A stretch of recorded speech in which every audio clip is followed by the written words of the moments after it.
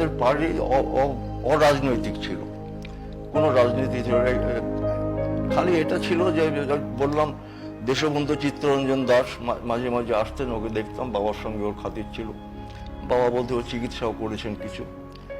তা যাই হোক, আমার ওপর খানিকটা প্রভাব পড়েছিল, এটা পরে বুঝেছি।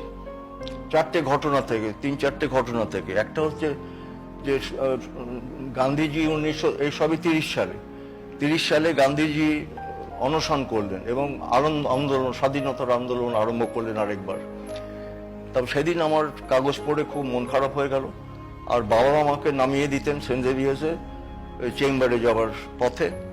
তা আমি বাবাকে বললাম যে আজকে আমার ভালো লাগছে না স্কুলে যেতে। তা বাবা বুঝলেন, তা কোনো আর কিছু বললেন না, বললেন চল তাহলে আমার সঙ্গে।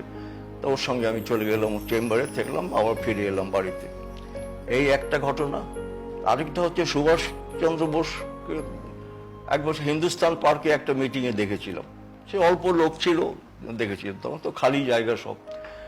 কিন্তু 30 সালে উনি মনিউমেন্টে মিটিং করতে, তখন মনিউমেন্ট বলতো ওটাকে, তো মিটিং করতে গেলেন। সেইখানে আমি আমার জ্যাঠাতো ভাই, আমরা দুজন খদ্দর আমরা পড়তাম না তখন, খদ্দরের জামা বানিয়ে ওখানে গেলাম যে সুভাষচন্দ্র বোসের বক্তৃতা শুনতে। কিন্তু বক্তৃতা শোনা হলো না, ওটা মাঠটা আমাদের হিন্দুস্তান বিল্ডিং এর কাছেই ছিল। তা পুলিশ লাঠিচার্জ করলো, তবে সুভাষ বাবুকে গ্রেপ্তার করা হলো। আর আমরা ভাবলাম দুজনেই যে এই খদ্দর পড়েছি যখন, পালানো উচিত না। তাই করতে গিয়ে মার খেলাম আর কি, পিঠে লাঠি পড়লো।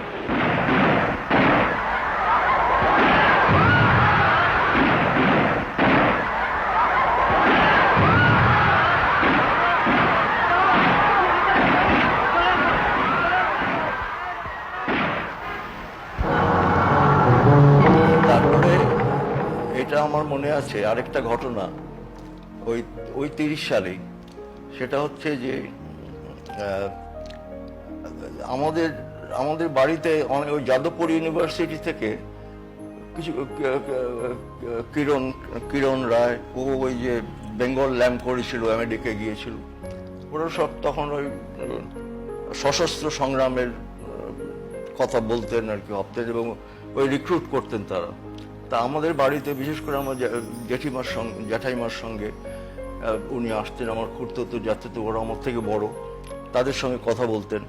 তারপরে বিজয় মোদক, পরে তিনি আমাদের প্রাদেশিক কমিটির সদস্য হয়েছিল পার্টির। আর উনি তখন ওই অস্ত্র নিয়ে লড়াই করার পথে ছিলেন। উনি একটা রিভলভার কোত্থেকে জোগাড় করেছিলেন আমার জ্যাঠাতো ভাইকে, ঘটনা আমার মনে আছে। খুব মজার ঘটনা আর কি। ওকে দিলেন যে এটা তুমি রাখো আর এইভাবে পরিষ্কার করবে। তারপরে ও ছোট ভাই সেটা দেখে ফেললো, দেখে বাবাকে বলে দিল ঘাবড়ে গিয়ে। এখন বাবা তখন জজ ছিলেন হাইকোর্টের। তারপরে আমার জ্যাঠামশাই নিজের হাতে নিয়ে সেটা একটা পুকুরে ফেলে দিলেন। এই হচ্ছে ওখানে। আরেকটা ঘটনা হলো যে জ্যাঠামশাই যখন রিটায়ার করলেন, তখন চাকরি ছেড়ে দিলেন। তারপরে একটা ব্রিটিশ চিফ সেক্রেটারি ওকে এসে অনুরোধ করলেন যে মেছুয়া বাজার বম কেসের ট্রাইব্যুনাল একটা হয়েছে, আপনি সেটাতে থাকবেন। তারপরে উনিও অনর্থক সেটা রাজি হলেন। উনি অসুস্থ ছিলেন কিন্তু রাজি হলেন। সেখানে আমাদের নিরঞ্জন সেন পরে আমাদের কমরেড হয়েছিলেন ইত্যাদি। তো এরা অনেকে ধরা পড়লেন, ওদের কারো যাবজ্জীবন হলো, কারো আন্দামানে পাঠালো, কারো এখানে হলো। তা তখন আমার মনে আছে আরেকটা যে রাজনীতির প্রভাব, এসব পরে বুঝেছি। আমি আমার একসাথে ভাই দুজনে একটা চিঠি বেনামি টাইপ করে ইংরেজিতে লিখে ওকে পাঠালাম, যেটা আপনি খুব অন্যায় করেছেন এই ট্রাইব্যুনালে গিয়ে। আর এখন এরা আবার প্রতিহিংসা নিতে পারে, আপনাকে গুলি করতে পারে, এইসব বলে একটা চিঠি লিখলাম। তাতে হলো কি, ওই একদিন আমি বাবা, আমার দিদি টিদি, মা খেতে বসেছি আমাদের বাড়িতে। ওদের বাড়িটা আমাদের পাশেই বাড়ি। ওদের 55 আর আমাদের 55A হিন্দুস্তান পার্ক। তারপরে সব গম্ভীর। তারপরে বাবা এই গল্পটা বললেন যে দাদার কাছে আজকে একটা চিঠি এসেছে এরকম। তারপরে আমার অনেক আগে পুলিশ ছিল, আরো অনেক পুলিশ বাড়িয়ে দিল। আর বাবা জ্যাঠামশাই রোজ রাসবিহারী অ্যাভিনিউতে বেড়াতেন সকালবেলা, সেই বেড়ানো বন্ধ হয়ে গেল। তা একটা রাজনীতির প্রভাব একটা ওই বয়সে পড়েছিল।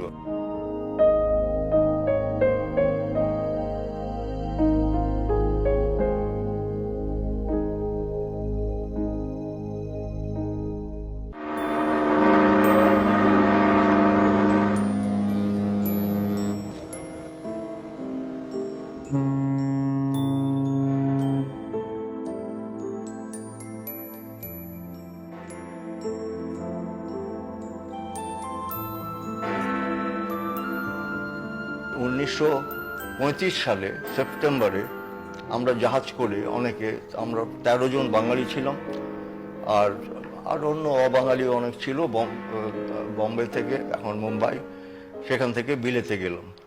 আমরা মার্সাই গিয়ে নামলাম এবং সেখানে ফ্রান্সে, এবং সেখান থেকে তারপরে জাহাজ করে চ্যানেল ক্রস করে তারপরে বিলেতে গেলাম।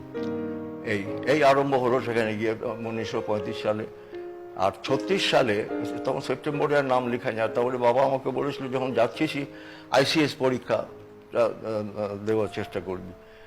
তাই বললাম যে আমি তো এত ভালো ছাত্র না, আর ও তো পারা যাবে না প্রতিযোগিতায়।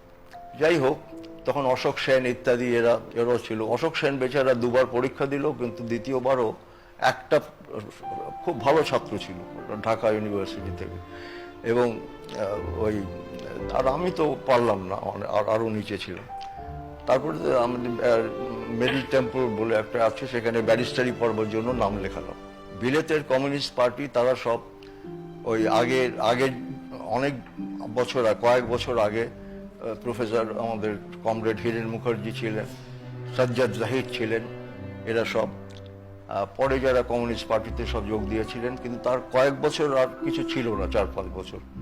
তারপরে ওরা আবার যোগাযোগ আরম্ভ করলেন, ভারতীয় ছাত্র যারা কমিউনিস্ট হবে, সেই করে আমাদের সঙ্গে যোগাযোগ করলেন এবং আমাদের সাহায্য করলেন।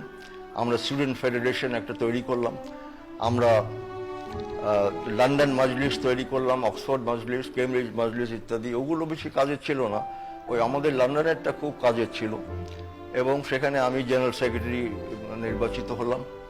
তারপরে আমরা ইন্ডিয়া লীগ, কৃষ্ণ মেননের, তাদের সাহায্য করতাম। ওর কাছে অনেক চিঠি আসতো বক্তৃতার জন্য, ভারতবর্ষ সম্বন্ধে শুনতে চায় ওই ব্রিটিশরা, তো উনি আমাদের পাঠাতেন, ওরও সুবিধা হয়ে গেল। সেখানে ফিরোজ গান্ধীও তখন ছিলেন, আর ইন্দিরা গান্ধীও তখন লন্ডনে ছিলেন, অক্সফোর্ডে। তারপরে ওর শরীর খুব খারাপ হলো, উনি অক্সফোর্ড থেকে চলে এলেন। ওর মাও তখন সুইজারল্যান্ডে, তার টিউবারকুলোসিস হয়েছিল, আর উনি লন্ডনে এসে নার্সিং হোম টোমে থাকতেন। তারপরে আমাদের ফিরোজ গান্ধীর সঙ্গে প্রেম করতেন, এইসব হলো আর কি। আমরা 4-5 জন ওই ইন্ডিয়া লীগকে সাহায্য করতাম, তাদের সাইক্লোস্টাইল করতে।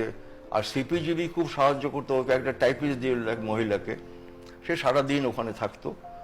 আর কৃষ্ণমেননের সঙ্গে আমাদের খুব খাতির হয়ে গেল। আর আমরা ইস্ট এন্ড অফ লন্ডন, পূর্ব দিকে, সেটা গরিব অঞ্চল, বস্তি অঞ্চল প্রায়। এখনো অবশ্যই পরে যখন গিয়েছি একেবারে পরিবর্তন হয়ে গেছে, কিন্তু এটা তখনকার কথা বলছি। সেখানে আমরা একটা ক্লাব করলাম, এই যে নাবিকদের পড়াবার জন্য। এইখানে সিলেট থেকে, ঢাকা থেকে ইত্যাদি সব নাবিকরা যেত জাহাজে, গিয়ে ডেজার্ট করে জাহাজ থেকে নেমে তারা আর জাহাজে ফিরতো না, ইংরেজি জানে না, বাংলাও ভালো জানে না। তাদের জন্য একটা ক্লাব করলাম, কারণ তারা যদি স্ট্রিট সায়েন্স পড়তে পারে, কোন রাস্তার নাম ইংরেজিতে পড়তে পারে, তাহলে তার চাকরি পাওয়ার সম্ভাবনা বেশি, কাজ পাওয়ার সম্ভাবনা বেশি। তারপরে আমার মনে আছে ঢাকার একটা লোক, সে আমাকে বলল যে আমার বাড়িতে একদিন আসুন, চা খাবেন। আমি দেখলাম যে ও ইংরেজিই জানে না ভালো, অথচ মেম সাহেব বিয়ে করেছে এবং মেম সাহেবকে পরিচয় করেছে, জ্যোতি বাসু মাই ওয়াইফ, এইটুকু জানে আর কি, গিভ হিম টি। তারপরে আর দুটো সুন্দর মেয়ে, তা বললেন দেখুন এই বাচ্চা মেয়েগুলো আছে, এরা স্কুলে ভর্তি হয়েছে, এরা কি বলবে যে বাপটা একটা মূর্খ, এরা বড় হলে আমাকে বলবে একটু আপনারা এটা ভালো করেছেন, এই ক্লাবটা করে আমরা একটু শিখে যাব।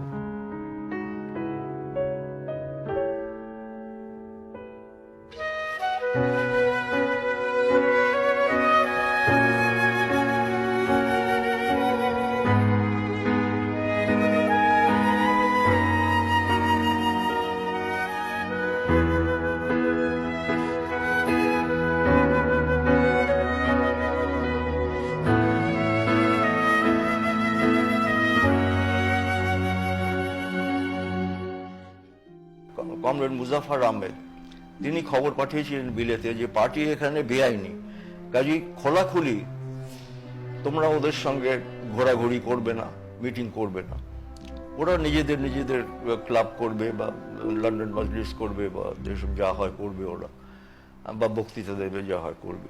আমরা এই অক্সফোর্ড, কেমব্রিজ, লন্ডনের আমরা যেটা কমিউনিস্ট ছিলাম, আমরা একত্রিত হয়ে নিজেদের মধ্যে আলোচনা করতাম, পড়াশোনা করতাম। ওই হাকসারের বাড়িতে আমাদের ক্লাস হতো, মার্কসিস্ট ক্লাস হতো। প্রফেসর ল্যাস্কি, তিনি স্কুল অফ ইকোনমিক্সের বড় প্রফেসর ছিলেন, নাম করা, এবং উনি ওইখানেই আরম্ভ হয় অ্যান্টি ফ্যাসিস্ট সমস্ত কার্যক্রম। এবং তারপরে আমরা অনেক মিটিং মাঠে ময়দানে এখানে ওখানে রাস্তায় আমরা করতাম ফ্যাসিজমের বিরুদ্ধে। এদিকে সেই সময় চেম্বারলিন, কনজারভেটিভ, তিনি ছিলেন প্রধানমন্ত্রী লন্ডনে, এবং তিনি গেলেন হিটলারের সঙ্গে করমর্দন করলেন, এবং তিনি ফিরে এসে বললেন, চুক্তি করলেন একটা, ফিরে এসে বললেন যে I have ব্রট back piece for all Times. এখন আর এই শান্তির বিঘ্নিত কেউ করতে পারবে না, আমার চুক্তি হয়ে গেছে হিটলারের সঙ্গে। আরও ছবি, সমস্ত সিনেমা সব দেখাতে আরম্ভ করলো। নিচে লেখা, see him, here him, follow him. এরকম একটা ঘটনা ওরা ঘটালো কনজারভেটিভ পার্টি। ওদিকে চার্চিল এরা আবার অন্য পথে তারা গেলেন, স্ট্র্যাফোর্ড ক্রিপস, ওরাও ছিলেন অ্যান্টি ফ্যাসিস্ট। তা যাই হোক, আমরা ওই ল্যাস্কির বক্তৃতা খুব ভালো লাগতো। আর আমাদের এখানে পামদাদ, তার ভাই ক্লেমেন্স ডাট, তারপরে এখানে একজন মাইকেল ক্যারিট বলে আইসিএস অফিসার ছিলেন, গভর্নরের সেক্রেটারি। তারপরে ও কমিউনিস্ট ছিল, কিন্তু প্রায় ধরা পড়ে গিয়েছিল। এখানেও হিরেনবাবু ইত্যাদির সঙ্গে মাঝে মাঝে গোপনে দেখা টাকা করতো, কিন্তু প্রায় ধরা পড়ে গিয়েছিল। ও তখন 7 বছর হয়েছে। এখন 7 বছর হলে পুরো পেনশন পায় যদি রিটায়ার করে কোনো কারণে। তা ওর তখন রিটায়ার করে পালিয়ে চলে গেল বিলেতে, গিয়ে আমাদের গ্রুপে যোগ দিল। আমাদের যে কমিউনিস্ট গ্রুপ হয়েছিল, সেই কমিউনিস্ট গ্রুপে অনেকে ছিল। ওই হাকসার ছিল, PN হাকসার, রজনী প্যাটেল, তারপরে কুমার মঙ্গলম, 2 ভাই। তা একজন তো তারপরে আমাদের সেন্ট্রাল কমিটির মেম্বার হলো, মোহন কুমার মঙ্গলম। রজনী প্যাটেলও ফিরে এসে খুব, ওরা সব বড় নেতা ছিলেন তখন কেমব্রিজে বা অক্সফোর্ডে। এরা সব ফিরে এসে কিছুদিন আমাদের সঙ্গে থেকে রজনী প্যাটেলও কংগ্রেসের দিকে গেল। তা যাই হোক, এরকম। তারপরে তো নিখিল চক্রবর্তী আর রেণু, ওদের বিয়ে হলো পরে এইটে। আর ইন্দ্রজিৎ গুপ্ত কেমব্রিজে খুব ভালো ছাত্র ছিল। তারপরে ওর দাদা তো এখানে আইসিএস ছিলেন, আর গুপ্ত। তারপরে ওখানে ও আইসিএস হতে ওকে বসতে বলেছিল পরীক্ষায়, ও বসেনি। ও তখন আমাদের সঙ্গে যোগ দিয়েছে, কমিউনিস্ট সিপিজিবির অনুপ্রেরণায় যোগ দিয়েছে। এবং সেই ইন্দ্রজিৎ গুপ্ত একজন সব থেকে ভালো এমপি হয়েছিল আমাদের সিপিআই থেকে। তারপরে পার্টি ভাগ হওয়ার পর ও জেনারেল সেক্রেটারি হয় সিপিআই। তা যাই হোক, এই ভূপেশ গুপ্ত আমার ওপর খুব প্রভাব ফেলেছিল, কারণ ও ছিল বহরমপুর কনসেন্ট্রেশন ক্যাম্পে। ও আর্মড রেভলিউশনে বিশ্বাস করতো এবং ব্রিটিশদের তাড়াতে হলে। তারপরে ওর বাবা, ও তো ময়মনসিংহের লোক, ওর বাবা নলিনরঞ্জন সরকারও ময়মনসিংহের। নলিন সরকার তখন খুব অল ইন্ডিয়া ফিগার হয়ে গেছে, যদিও লেখাপড়া বিশেষ করেনি, কিন্তু হয়ে গেছে। তা সে ভূপেশের বাবাকে বললো যে ওকে যদি বিলেত পাঠিয়ে দেন তাহলে আমি ওদের বলে ওকে ছাড়িয়ে দেবো। তারপরে ওকে বিলেত পাঠালো ওর বাবা, ওকে ছাড়িয়ে বহরমপুর থেকে। আর সৌভাগ্যবশত আমি যেখানে ছিলাম সেই বাড়িতেই গিয়ে ও উঠলো বোর্ডার হিসেবে। আর কি আমরা তখন ওই সব ল্যান্ডলেডিদের ওরা সব ভাড়া দিত ঘরটার, ওখানে উঠলো। তা ওর সঙ্গে আলাপ হয়ে, কথা হয়ে, দেখা হয়ে আমার খুব ভালো লেগেছিল, কারণ আমি তো এসব জানতামই না দেশে থাকতে। কারণ ওর কাছে আরও অনেক গল্প শুনলাম, নানা আমাদের দেশের সব নেতাদের ইত্যাদি, তারা জেলে আছেন তখন, এই সমস্ত। স্নেহাংশু আচার্য তখন ছিলেন লন্ডনে, ময়মনসিংহের মহারাজার ছেলে। ওর সঙ্গে আমার ওইখানেই আলাপ হয়। ওই ভূপেশ গুপ্তর একবার একটা অপারেশন হয়েছিল, তো ওকে দেখতে গিয়েছিল স্নেহাংশু, তা আমিও গিয়েছিলাম, তখন ওর সঙ্গে আমার আলাপ হয়। এবং তারপর ও তো খুব বড় লোকের ছেলে, ও ব্যারিস্টারি, অন্য আরেকটাই নেই, আমার মিডল টেম্পলের না, সে গ্রেজ ইন বোধহয়, সেখান থেকে ব্যারিস্টারি পাশ করে ও ফিরে আসে। ও আমার আগেই ফিরে এসেছিল। তা যাই হোক, এই নেহেরু, সুভাষচন্দ্র বোস, ভোলাভাই দেশাই, বিজয়লক্ষ্মী পণ্ডিত, এদের অনেককে আমরা রিসেপশন দিতাম। আর ওদের জওহরলাল নেহেরু আর সুভাষবাবুকে যখন রিসেপশন দিত লেবার পার্টি, তখন আমরা সেখানে ভলান্টিয়ারি করতাম। তো ভলান্টিয়ার ছিলাম তখন। কারণ আমরা ওই দুজনকেই আমরা খুব পছন্দ করতাম। কারণ আমার মনে আছে একবার সুভাষবাবু যখন এখানে থাকতে পারলেন না, কিন্তু প্রেসিডেন্ট হলেন, তখন গান্ধীজির যে ক্যান্ডিডেট ছিল তাকে হারিয়ে তারপরে ওকে থাকতে দিল না, ও রিজাইন করতে হলো। কিন্তু আমরা ওকে তখন লন্ডন মজলিস থেকে একটা মিটিং করে একটা অভিনন্দন পাঠিয়েছিলাম সুভাষবাবুকে প্রেসিডেন্ট হবার জন্যে। কিন্তু সেই মিটিংয়ে যখন ফিরোজ গান্ধীকে বক্তৃতা দিতে বললাম বা মেননকে, কৃষ্ণ মেননকে, ওরা দিল না। কারণ ওরা নেহরুর পক্ষে, আর নেহরু তো সুভাষবাবুকে তখন সমর্থন করেনি, সেই জন্য ওর চলে আসতে হলো সুভাষবাবু। তারপরে সুভাষবাবু কয়েকদিনই ছিলেন, ওনার স্বাস্থ্য খারাপ ছিল, উনি লন্ডনে ছিলেন। আমাদের খুব সুবিধা হয়েছিল যে ওর সঙ্গে প্রায় রোজই আমাদের দেখা হতো 7-8 দিন ধরে, এবং অনেক কথা শুনতাম। তা জওহরলালকেও আমরা বলেছিলাম যে আমরা তো সব সমাজবাদে বিশ্বাস করি, আমরা দেশে গিয়ে পুরো সময়টা রাজনীতি করব ঠিক করেছি। তা উনি বললেন যে না, আগে দেশ স্বাধীন হোক, তারপরেও সব কথা হবে, এখন হচ্ছে দেশ স্বাধীনতার কথা। আর সুভাষবাবুর একটা কথা আমার মনে আছে, উনি খুশি হলেন শুনে যে আমরা রাজনীতি করব। উনি বললেন, কিন্তু এটা ভুলো না যে politics is not a bed of roses. তো যাই হোক, এই বিলেতে খুব ব্যস্ত থাকতাম, আমরা লেখাপড়া করতাম না। তখন আমার নিজের কথাটা, আমার ফাইনাল পরীক্ষাটা দেওয়া হয়নি। প্রথম পার্টটা আমি পাস করে গিয়েছি আগেই, কারণ ওটা একটা একটা সাবজেক্ট করে পরীক্ষা নেয়, আর ফাইনালটা সব একসঙ্গে নেয়, অনেকগুলো সাবজেক্ট। তারপরে পড়তে আরম্ভ করলাম, আর ওইসব ছেড়ে। কারণ আমাদের বেন ব্র্যাডলি, যে আমাদের দেখতো সিপিজিবির থেকে, যে ভারতবর্ষে এসেছিল, এখানে জেল খেটেছে, তারপরে সে আমাদের বলল যে দেখো, পাস করে যেতে হবে। কারণ আমি তো ভারতবর্ষে গিয়েছি, আমি জানি যে লোকে প্রথমেই ডিসঅ্যাডভান্টেজ তোমার হবে। লোকে বলবে যে পড়তে গেল, কিছু করতে পারলো না, পড়াশোনা না করে চলে এলো। তারপরে পড়লাম। আমার সুবিধা হয়েছিল যে মোহন কুমার মঙ্গলম ঠিক আমার আগে দেশে ফিরল, এবং ও কেমব্রিজে পড়তো, কেমব্রিজ ইউনিয়নের প্রেসিডেন্ট হয়েছিল ইত্যাদি, খুব ভালো বক্তা ছিল। তারপরে ওর নোটস তৈরি করেছিল ওই ফাইনাল পরীক্ষা দেওয়ার জন্য। তা আমাকে বললো যে তুমি তো বইটাইও কেননি, পড়াশোনা ফেল করবে, আমার এই নোটটা পড়ো। ওরা এই নোটের বাইরে, আমি ক্লাস অ্যাটেন্ড করেছি, এই নোটের বাইরে একটাও প্রশ্ন করবে না। আর সত্যি তাই হলো, আমি ওই নোটটার উপরই পড়ে থাকলাম, এবং ফাইনাল পরীক্ষা ডিসেম্বরে দিয়ে, তখন ইটালি যুদ্ধে যোগ দেয়নি, আমি ভেনিস দিয়ে, আরও আমরা কয়েকজন ভারতীয় ছিলাম, বাঙালিও ছিল, অন্য অবাঙালিও ছিলেন। তো সেইখানে আমরা জাহাজে করে 14 দিন পরে বম্বে পৌঁছলাম।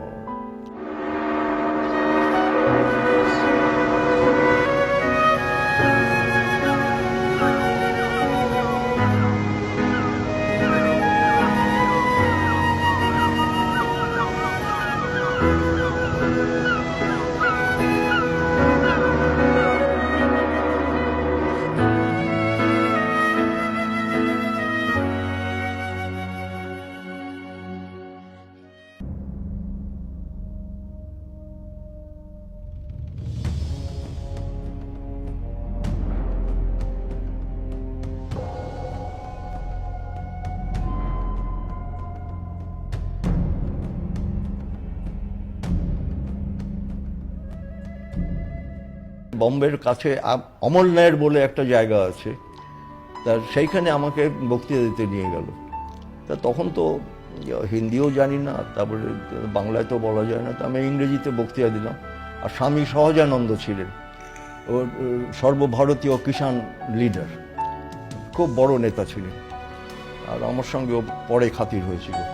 তা ওকে আর আমাকে, এই আমার প্রথম অভিজ্ঞতা ভারতবর্ষের রাজনীতিতে, একটা গাড়িতে, খোলা গাড়িতে বসিয়ে আমাকে ঘোরালো সমস্ত, ওই যেখানে মিটিং হচ্ছিল। তারপরে মিটিংয়ে গেলাম, ইংরেজিতে বললাম, ওরা তারপরে তর্জমা করে দিল, আর স্বামী সহজানন্দ বললেন। তা আমার খুব উৎসাহিত হলাম আমি, যে ভারতবর্ষে ফিরেই এরকম একটা ঘটনা। আচ্ছা, তখন আমাদের পার্টি তো বেআইনি। তারপরে ওখানে 2 দিন থেকে তারপরে কলকাতায় ফিরে এলাম, বোধহয় 3রা তারিখে কলকাতায় ফিরে এলাম। 1940 সাল থেকেই আমি, জানুয়ারি মাস থেকে আমি কমিউনিস্ট পার্টির সদস্য। প্রথমত ওইটা বলে নিই যে বাবা মাকে যখন এই কথাটা বললাম, ওরা বুঝতেই পারলেন না যে হোল টাইমার মানেটা কি। তুই ব্যারিস্টারি করেও তো রাজনীতি করতে পারিস, যেমন চিত্তরঞ্জন দাস করেছিল। আমি বললাম না, এ অন্য ব্যাপার। কমিউনিস্ট পার্টিটাটি কিছু জানতেন না। যাই হোক, আমার খুব খারাপ লাগলো, আমারও মনটা খারাপ হয়ে গেল যে বাবাকে, অনেকটা বাবা আমার উপর নির্ভর করতেন যে প্র্যাকটিস করবো অমুক তমুক।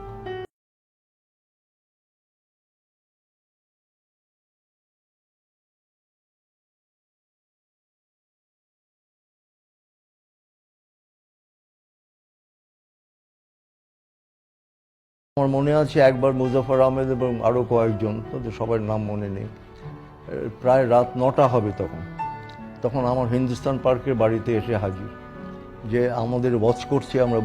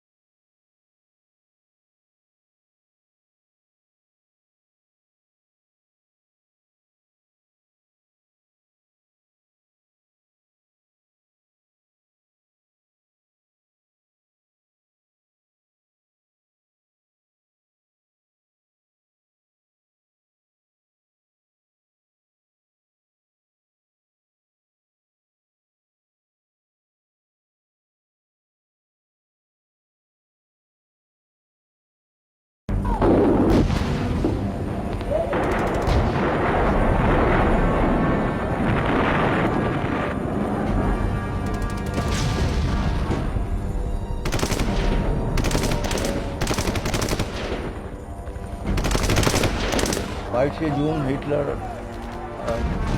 সোভিয়েত ইউনিয়নকে আক্রমণ করল, এবং তখন আমরা বললাম কমিউনিস্টরা, যারা জেলে এবং যারা আমরা বাইরে, আমরা আলোচনা করে বিভিন্নভাবে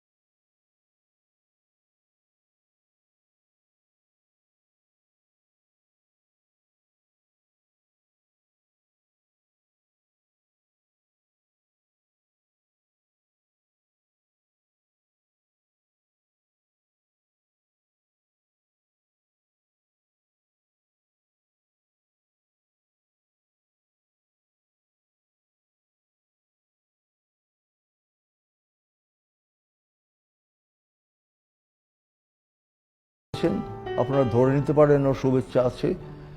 রবীন্দ্রনাথ বলেন, উনিই বললেন যে, কারণ একজন এসেছিল, তাকে উনি বলেছেন, তাকে উনি চিনতেন আগে থেকে, যে সোভিয়েত আক্রান্ত, ভয়ঙ্কর ব্যাপার, এটা একটা বর্বরতার অভিযান হচ্ছে এবং সোভিয়েত নিশ্চয়ই জিতবে, এই কথাটা বলেছিলেন। আমরা রবীন্দ্রনাথকে তো সবসময় আমরা শ্রদ্ধা করতাম, কিন্তু একবার ভবানী সেন আমাদের পার্টি নেতা ছিল অবিভক্ত পার্টিতে, উনি একটা আর্টিকেল লিখলেন যে সেটা সমর্থিত হয়নি আমাদের কারো দ্বারা, পার্টির দ্বারা, যে উনি রবীন্দ্রনাথ বুর্জোয়া পোয়েট, এই বলে। এটা অদ্ভুত একটা, এটা এরকম কখনো হয়নি। তা আমরা বললাম যে না, এটা ঠিক না, এটা উইথড্র করা উচিত।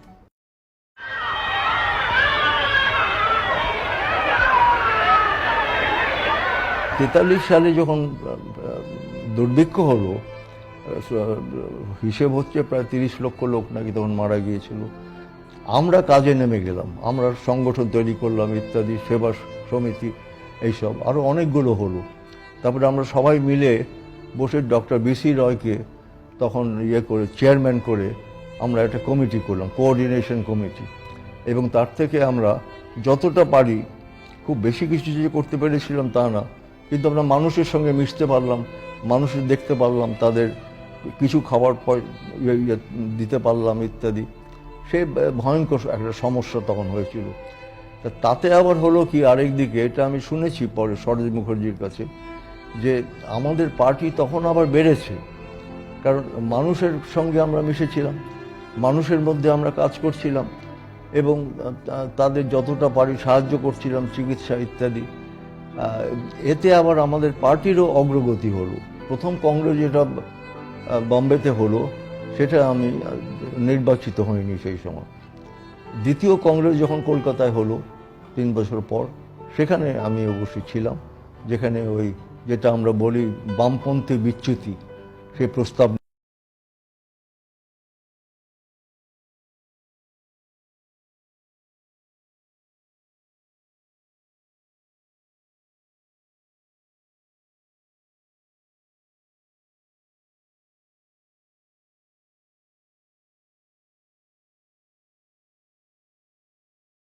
এবং যাই হোক, আমরা ওর অন হিজ বিহাফ অ্যাপোলোজাইজ করছি, ক্ষমা চাচ্ছি বলে ওই লাইনই চললো আর কি। জেল স্ট্রাগল ছিল তার মধ্যে একটা, যেমন অবস্থা সৃষ্টি করতে হবে যে পুলিশ যাতে অ্যাকশন নেয়।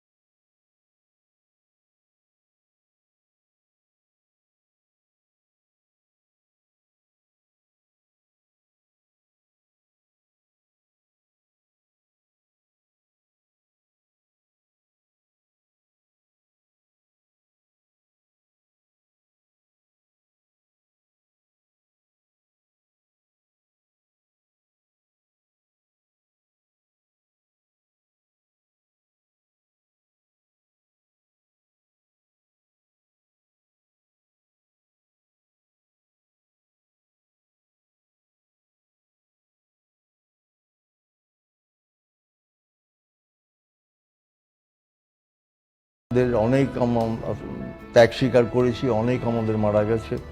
আমরা আমাদের বিরোধী যারা, তাদের কাছে আত্মসমর্পণ করি সরকারের কাছে, কিন্তু আমাদের ভুল হয়েছিল কিছু, এগুলো বললাম। আর তেলেঙ্গানার আন্দোলনও তখন আমরা গুটিয়ে নিলাম এবং সেখানে আমাকে আর মুজাফফর সাহেবকে পাঠানো হয়েছিল।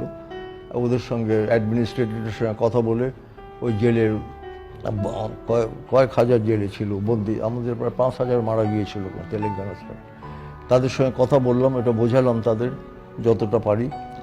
আর আমরা বললাম এখন আমরা এটা প্রত্যাহার করে নিচ্ছি, এই আন্দোলন, এই ধরনের আন্দোলন। এখন আমরা স্বাধীন হয়ে, এটা স্বাধীনতার আগেই আর হচ্ছিল, এখন আমরা স্বাধীন হয়ে গেছি, কারণ এখন অন্য পথে আমাদের যেতে হবে। আর আমাদের ইন্ডিয়ান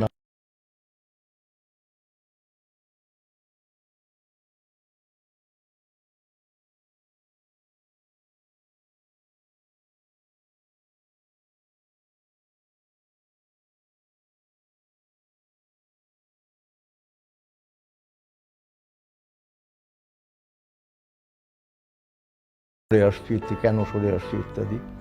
এবং আমি বললাম আমি আপনার কাছে এসেছি যাতে ওদের জেল থেকে ছেড়ে দেওয়া হয়, সেই জন্য। অনেক জেলে এখনো আছে। উনি বললেন ঠিক আছে, আমি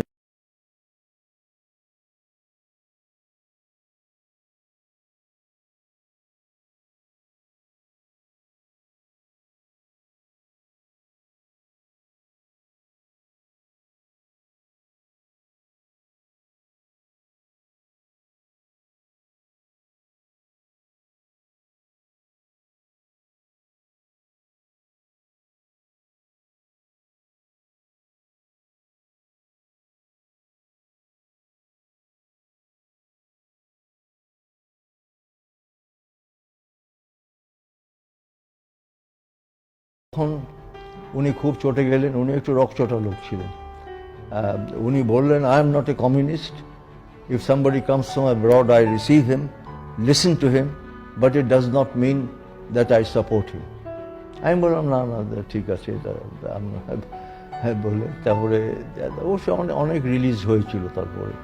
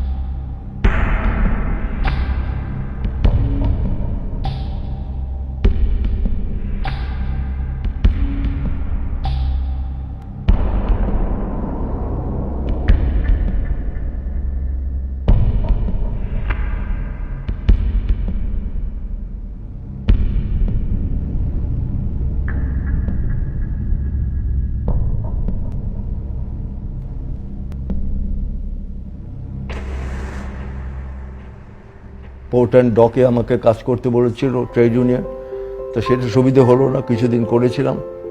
তারপরে সরোজ মুখার্জি আমাকে বললেন যে না, আপনি রেলওয়ে ইউনিয়ন করুন।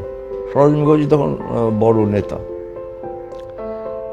আর তারপরে আমি railway rail road, Assam Bengal railway workers union তৈরি করলাম। তারপরে খুব খাটতে হয়েছিল, পিঠে একটা থলে নিয়ে থার্ড ক্লাসে, তখন সব অন্ধকার, কারণ ব্ল্যাক আউট, ট্রেনে ওঠাই মুশকিল। এইভাবে বিভিন্ন আসাম আর বিভিন্ন জায়গা যেখানে রেলওয়ে আছে সেখানে গিয়েছি, অনেক সাড়া পেয়েছি মানুষের। আর ইস্ট বেঙ্গলে গিয়েছি। আগে তো শুধু আমার মার বাড়ি যেটা আছে সেখানে যেতাম, কিন্তু তখন এক বরিশাল ছাড়া যেখানে রেলওয়ে নেই, আজও বোধহয় নেই, সমস্ত জেলাতে আমি গিয়েছি তখন। আর ইসমাইল, বঙ্কিম মুখার্জি কিছুদিন, এইরকম আমরা অনেকে ছিলাম যারা এটা অল্প দিনের মধ্যে একটা শক্তিশালী রেল রোড ওয়ার্কার্স ইউনিয়ন হয়ে গেল। তখন আমি ব্রিটিশ জেনারেল ম্যানেজারকে বললাম যে আমাদের এত সদস্য, এরকম শক্তি, আমাদের রেকগনিশন দিতে হবে। আরেকটা রেকগনাইজ ইউনিয়ন ছিল, যে হুমায়ুন কবির যার প্রেসিডেন্ট, অ্যাসোসিয়েশন, রেলওয়ে অ্যাসোসিয়েশন। এটা আমার মনে আছে যে খুব কষ্ট করতে হয়েছে 2 বছর, বিশেষ করে রেলওয়ে ইউনিয়ন করতে গিয়ে। কারণ ওই যে বললাম যে জানলা দিয়ে উঠতে হতো, নামতে হতো, পিঠে একটা রুকস্যাক, ছালা থলে দিয়ে যার মধ্যে কাপড় টাপড় থাকতো ইত্যাদি এইসব। কিন্তু মানুষের এত সমর্থন, সহযোগিতা, ভালোবাসা পেয়েছি রেলওয়ের শ্রমিকদের, যে বাঙালি অবাঙালি, যে আমার আমি উৎসাহিত হয়েছিলাম তার থেকে, এবং আমার লাভ হয়েছিল তার থেকে। তা যাই হোক, পরে ওখানে আবার তখনকার দিনে যেভাবে নির্বাচন হতো, ট্রেড ইউনিয়ন সেন্টার থেকে আবার নির্বাচিত হতো, যে রতনলাল ব্রাহ্মণ হলো চা বাগান থেকে, দার্জিলিং, আর আমি হলাম রেলওয়ে থেকে। আর আরেকজন আমাদের রূপনারায়ণ রায়, তিনি হলেন এখন ইস্ট বেঙ্গল, সেটা পড়েছে সেই জায়গাটা। তা যাই হোক, সে তো আর নেই। তা আমরা এখানে এইটে হওয়াতে খুব সুবিধে হলো, মানুষের কাছে যেতে, মানুষের কথা বলতে, মানুষ শুনতে চাইতো। যে কমিউনিস্ট এমএলএ তো কোনোদিন দেখেনি তারা। অবশ্যই বঙ্কিমবাবু একবার হয়েছিলেন, কিন্তু তখন সেইভাবে ঠিক কাজ হতো না আর কি, তখন পার্টিও খুব দুর্বল ছিল। এখানে পার্টিও আমাকে খুব সাহায্য করেছে, এবং আমি অনেকের বাড়িতে থেকেছি, যেখানে খেয়েছি। তখন তো আর অসুস্থ ছিলাম না, কাজেই আমার সুবিধা হয়েছে। সেই অল্প দিনের মধ্যে, প্রায় 2 বছরের মধ্যে, ওই 44-এ আরম্ভ করে 46-এ শক্তিশালী করে। আমার তখন হতো কি, একটা কলেজ হতো, হাজার হাজার শ্রমিক তারা ভোট দিয়ে একটা কলেজ তৈরি করতো। কলেজটা বোধহয় 80 জন মেম্বার হতো। সেখানে আমি 8 ভোটে হুমায়ুন কবিরকে হারালাম। মৌলানা আবুল কালাম আজাদ ওকে সমর্থন করত, তা সত্ত্বেও হুমায়ুন কবিরকে আমি হারাতে পারলাম। এবং এতে একটা খুব সুনাম হয়ে গেল, এবং লোকে কেউ কমিউনিস্ট এসব জানতোই না বেশি, তারা জানতে পারলো যে এরকম তাহলে এরাও আছে রাজনীতিতে। আমি যেহেতু সেটা একটু পরে 46 সালে আমি যেহেতু এমএলএ হলাম, তখন থেকে আমি পার্টির সেক্রেটারি হলাম, আমি পার্টির যে আমাদের সংবাদপত্র তার এডিটর হলাম, এই অনেক কাজ, এত কাজ করার, অ্যাসেম্বলিতে যেতে হতো, লিডার অফ দি অপোজিশন ইত্যাদি। তা সেটা সুবিধা হয়েছিল আমার 46-এ। বিভিন্ন জেলায় জেলায় তখন তেভাগা আন্দোলন হচ্ছিল, সেই তেভাগা আন্দোলন দেখবার জন্য, ওদের সঙ্গে পরামর্শ করবার জন্য আমি গিয়েছিলাম। আচ্ছা, তখন সুহরাওয়ার্দীর সরকার, এখানে মুসলিম লীগের সরকার। তারপরে সেখান থেকে ফিরে এসে আমি অ্যাসেম্বলিতে সেই সব কথা বলতাম, আন্দোলন হচ্ছে, সংগ্রাম হচ্ছে, অনেক মুক্ত এলাকা তৈরি হয়েছে, সেটা আর বলিনি, কিন্তু আমি দেখে এসেছি খুলনা টুলনার ইত্যাদি জায়গায়। আর জমিদার জোরদারদের বিরুদ্ধে সমস্ত আন্দোলন সংগ্রাম, তাদের আক্রমণ, এই সমস্ত হচ্ছে আর কি। তারপরে সুহরাওয়ার্দীকে আমি বললাম যে তেভাগা করতে আপনার অসুবিধাটা কি আছে, আপনি একটা আইন করুন না তেভাগা সম্বন্ধে। এত চারিধারে অনেক জায়গায়, জলপাইগুড়ি ইত্যাদি, সেখানে বার লাইব্রেরির সঙ্গে আমার কথা হয়েছে, অনেক জায়গায় আমি অনেক জেলাতে গিয়েছি, আমাদের দক্ষিণ 24 পরগনায় গিয়েছি, তারপরে হুগলিতে গিয়েছি, এরা আমার মনে আছে এগুলো। তারপরে সুহরাওয়ার্দী তো কিছুদিন পর, এও একটা ঘটনা, কিছুদিন পর সুহরাওয়ার্দীকে আমরা বললাম যে একটা আইন আনুন। উনি বললেন আচ্ছা ঠিক আছে, কিন্তু আমার তো এমএলএদের কথা শুনতে হবে, তাদের মতামত জানতে হবে। তো উনি মুসলিম লীগ এমএলএদের মিটিং ডাকলেন, ডেকে উনি হেরে গেলেন। উনি প্রস্তাব করেছিলেন যে একটা তেভাগা মতন, ঠিক এখন যা হচ্ছে সেরকম না, কিন্তু ভাগটা যাতে আর একটু তাতে জাস্টিস হয়, সেই জন্য উনি ওটা বলেছিলেন আনবেন। তারপরে আমি আর ভূপেশ গুপ্ত এর কাছে গেলাম, সুহরাওয়ার্দী, ওর সঙ্গে আমাদের খুব এমনি খাতির ছিল। আমরা গেলাম যে এটা কী হলো, ও বললো what can I do, I didn't know there were so many Joddars in my party. If you abolish জমিনদারি, তাহলে ওরা রাজি, কিন্তু জোরদার ওরা জোরদারি এসব ভাগটাগ এরা শুনবে না। তা আমি তো ওদের বিরুদ্ধে আমি কি করে প্রস্তাব আনবো, সেই প্রস্তাব আর এলো না। যে ওই বললো না, প্রথম নির্বাচন 52 সালে কিছুই পার্টির ছিল না, আপিস টাপিস ইত্যাদি কিছুই আমরা সংগঠিত করতে পারিনি। তা সত্ত্বেও আমরা প্রায় স্বতঃস্ফূর্তভাবে 28 জন এমএলএ পেয়ে গেলাম আমরা। আর আমি দাবি করলাম যে আমাকে লিডার অফ দি অপোজিশন করতে হবে। তখন অবশ্যই আমাদের বামপন্থী ইউনিটি ইত্যাদি এইসব হয়নি, আমরা নিজেরাই লড়াই করেছিলাম।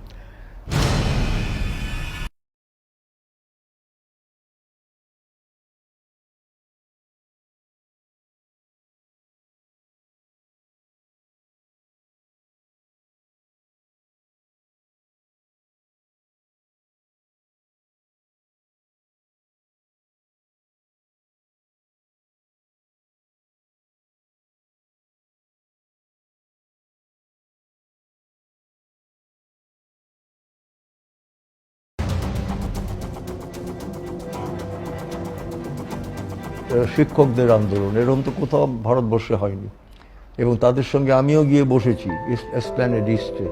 তারপরে তাদের ধরে নিয়ে যাওয়ার পর আমার বিরুদ্ধে আগে বলেছি ওয়ারেন্ট বেরোলো, তা আমি পালিয়ে গিয়ে অ্যাসেম্বলিতে আশ্রয় নিলাম, 3 দিন সেখানে ছিলাম। তারপরে আমার মাধ্যমেই মিটমাট হলো, নিরঞ্জন সেন মধ্যস্থতা করে ইত্যাদি করে তারপরে ওদের ছেড়ে দিল। তখন আমি যখন বাড়ি ফিরে যাচ্ছি 3 দিন পর, তখন আমাকে পার্ক স্ট্রিটের ওখানে গ্রেপ্তার করলো, বললো না আপনার নামে ওয়ারেন্ট আছে।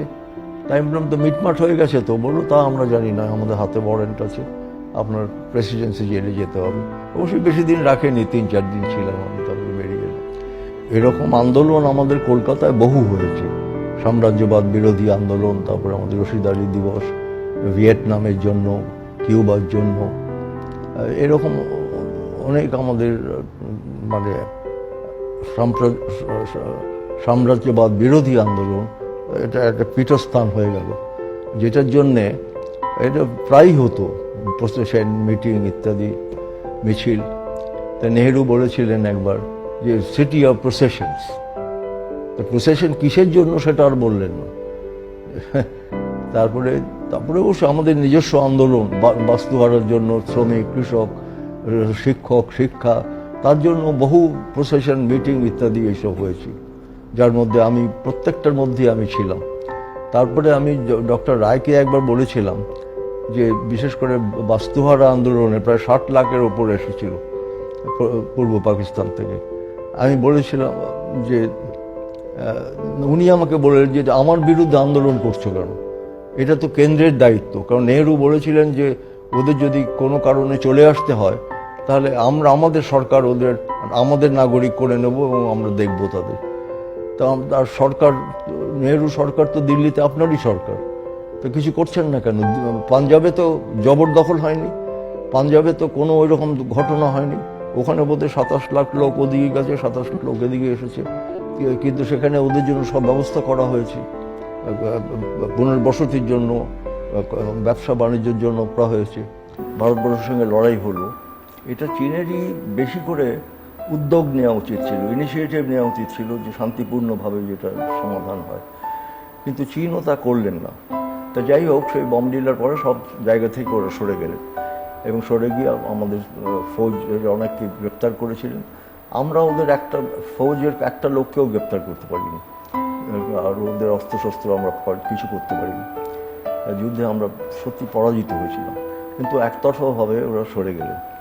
কিন্তু এটা একটা দুঃখের বিষয়, একটা আশ্চর্য বিষয় যে যখন আমাকে গ্রেপ্তার করলো সেদিনই রাত 12টার সময়, তার আগের দিন রাত 12টার সময় ওরা সরে গেল, এই কথা বলে যে আমরা সরে যাচ্ছি, সব ফেরত দিচ্ছি, এখন শান্তিপূর্ণভাবে যাওয়া হবে। ইতিমধ্যে অবশ্যই চৌ এন-লাই একবার এসেছিলেন ভারতবর্ষে, কিন্তু কিছু হয়নি, নেহরুর সঙ্গে দেখা করেছিলেন। তারপরে ওরা এটা একতরফাভাবে সব বললেন, আর আমাকে গ্রেপ্তার করলো, তো নিয়ে যাচ্ছে ভোর 4টে এরকম হবে হিন্দুস্তান পার্কের বাড়ি থেকে। তখন আমাকে পুলিশরা বললো যে আমাকে এলিশিয়াম রোতে নিয়ে যাচ্ছিল, তো আপনার প্রেসিডেন্সি জেলে পাঠিয়ে দিয়েছিল। তো বললো যে আপনার বেশি দিন থাকতে হবে না, কারণ ওরা সরে গেছে, চীন, যুদ্ধ বন্ধ হয়ে গেছে। কিন্তু 1 বছর আমাকে রেখে দিল প্রেসিডেন্সি জেলে, তারপরে দমদমে। এবং ওই বম ডিলার পতনের পর আমার যতদূর মনে পড়ে, বম ডিলার পতনের পর সত্যি পার্টি একেবারে ভাগ হয়ে গেল। চীনটা অ্যাডেড একটা ফ্যাক্টর। সিপিআই যে অংশটা পরে হলো, তারা বললেন না এই সরকার পেট্রিয়টিক সরকার, ন্যাশনাল গভর্নমেন্ট, এটাকে সাহায্য করতে হবে, সঙ্গে থাকতে হবে। আমরা 30 জন বেরিয়ে এসেছিলাম, কারণ আবার তখন ডাঙ্গে সম্বন্ধে একটা বেরোলো যে পুলিশের সিক্রেট রিপোর্টে আর্কাইভসে আছে, দিল্লিতে আছে, যে ও মুচলেখা মতন দিয়েছিল যে জেল থেকে বেরোবার যাতে ছাড়া পায়। তারপরে আমরা তখন বললাম যে উনি চেয়ারম্যান ছিলেন, যে আপনি থাকবেন, আর কাউকে করুন। আমরা এটা কখনো মানতে পারি না। আমরা নিজেরা গিয়ে আর্কাইভস দেখেছি এবং সেখানে এইসব লেখা আছে। ওদের কথা হলো যে হ্যাঁ, এটা ঠিকই উনি লিখেছিলেন, কিন্তু সেটা একটা কৌশলগত ব্যাপার, যে উনি বেরিয়ে এসে যাতে জেলে বসে থেকে কী করবেন করতে। যাই হোক, সেটা ধর্তব্যের মধ্যে না, আমরা সেটা মানতে পারিনি। এই তখন থেকেই এটা আরম্ভ হয় এবং তারপরে তো ওই 64 সালে সত্যি ভাগ হয়ে যায়। আমাকে ওরা বলতো যে আমি মধ্যপন্থা লোক, আমি আরও নিরঞ্জন সেন, আরও কয়েকজন ছিলাম। এই জন্যে যে আমরা বলছিলাম যে আমাদের একটা স্বাধীন পার্টি হতে হবে, নিজের পায়ে দাঁড়াতে হবে, নিজেদের নিজেদের প্রস্তাব ইত্যাদি নিজেদের করতে হবে। সে সোভিয়েটই হোক, চীন যত বড় পার্টি সেটা হোক, শুধু তাদের কথায় আমাদের চললে, আমরা প্রায় তাদের কথাই চলতাম আগে, তো সে চললে চলবে না, এইটা আমরা বলতাম। তা কিন্তু সেটা ওরা সোভিয়েট, ওরা বরাবর সোভিয়েটকে সমর্থন করে এসেছে। এটা আমরা বলেছিলাম যে একটা দলিলও লিখেছিলাম, তখন বললাম যে আইডিওলজিক্যাল ব্যাপারে আমাদের কতগুলো বিরোধিতা আছে, এই সোভিয়েট, চীন, এইসব ব্যাপারে ওদের যেসব দলিল, সেই 10 পার্টির দলিল, 80 পার্টির দলিল এইসব বার করেছিল। আমরা বলেছিলাম যে সোভিয়েটেরও বড় পার্টি, তাদের থেকে আমাদের শিখতে হবে, কিন্তু সব তাদের কথা আমাদের মানবার কোনো প্রয়োজন, নিজের অবস্থা নিজেদের বুঝে ব্যবস্থা করতে হবে। আর চীন সম্বন্ধেও সেই একই কথা আমরা বলেছিলাম। তখন আমার মনে হয় যে বেশিরভাগ আমাদের এখানে পশ্চিমবাংলার পথে, তারপরে অনেকে অন্ধ্রতে সব জায়গায় চীনের পক্ষে, প্রো চাইনিজ এটা ওরা ছিলেন।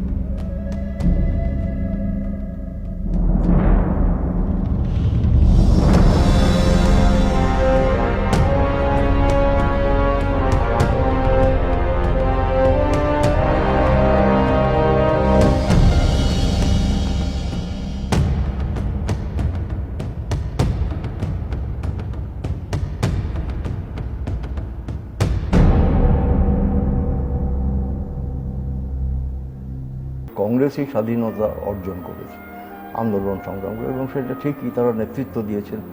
আরও অনেকে আমাদের মধ্যে ছিলেন, তারা হয়তো কংগ্রেসের সদস্যও ছিলেন না, আন্দোলন করেছেন, জেলে গেছেন স্বাধীনতা সংগ্রাম করে, কিন্তু কংগ্রেসই নেতৃত্বে ছিলেন, এটা বড় কথা।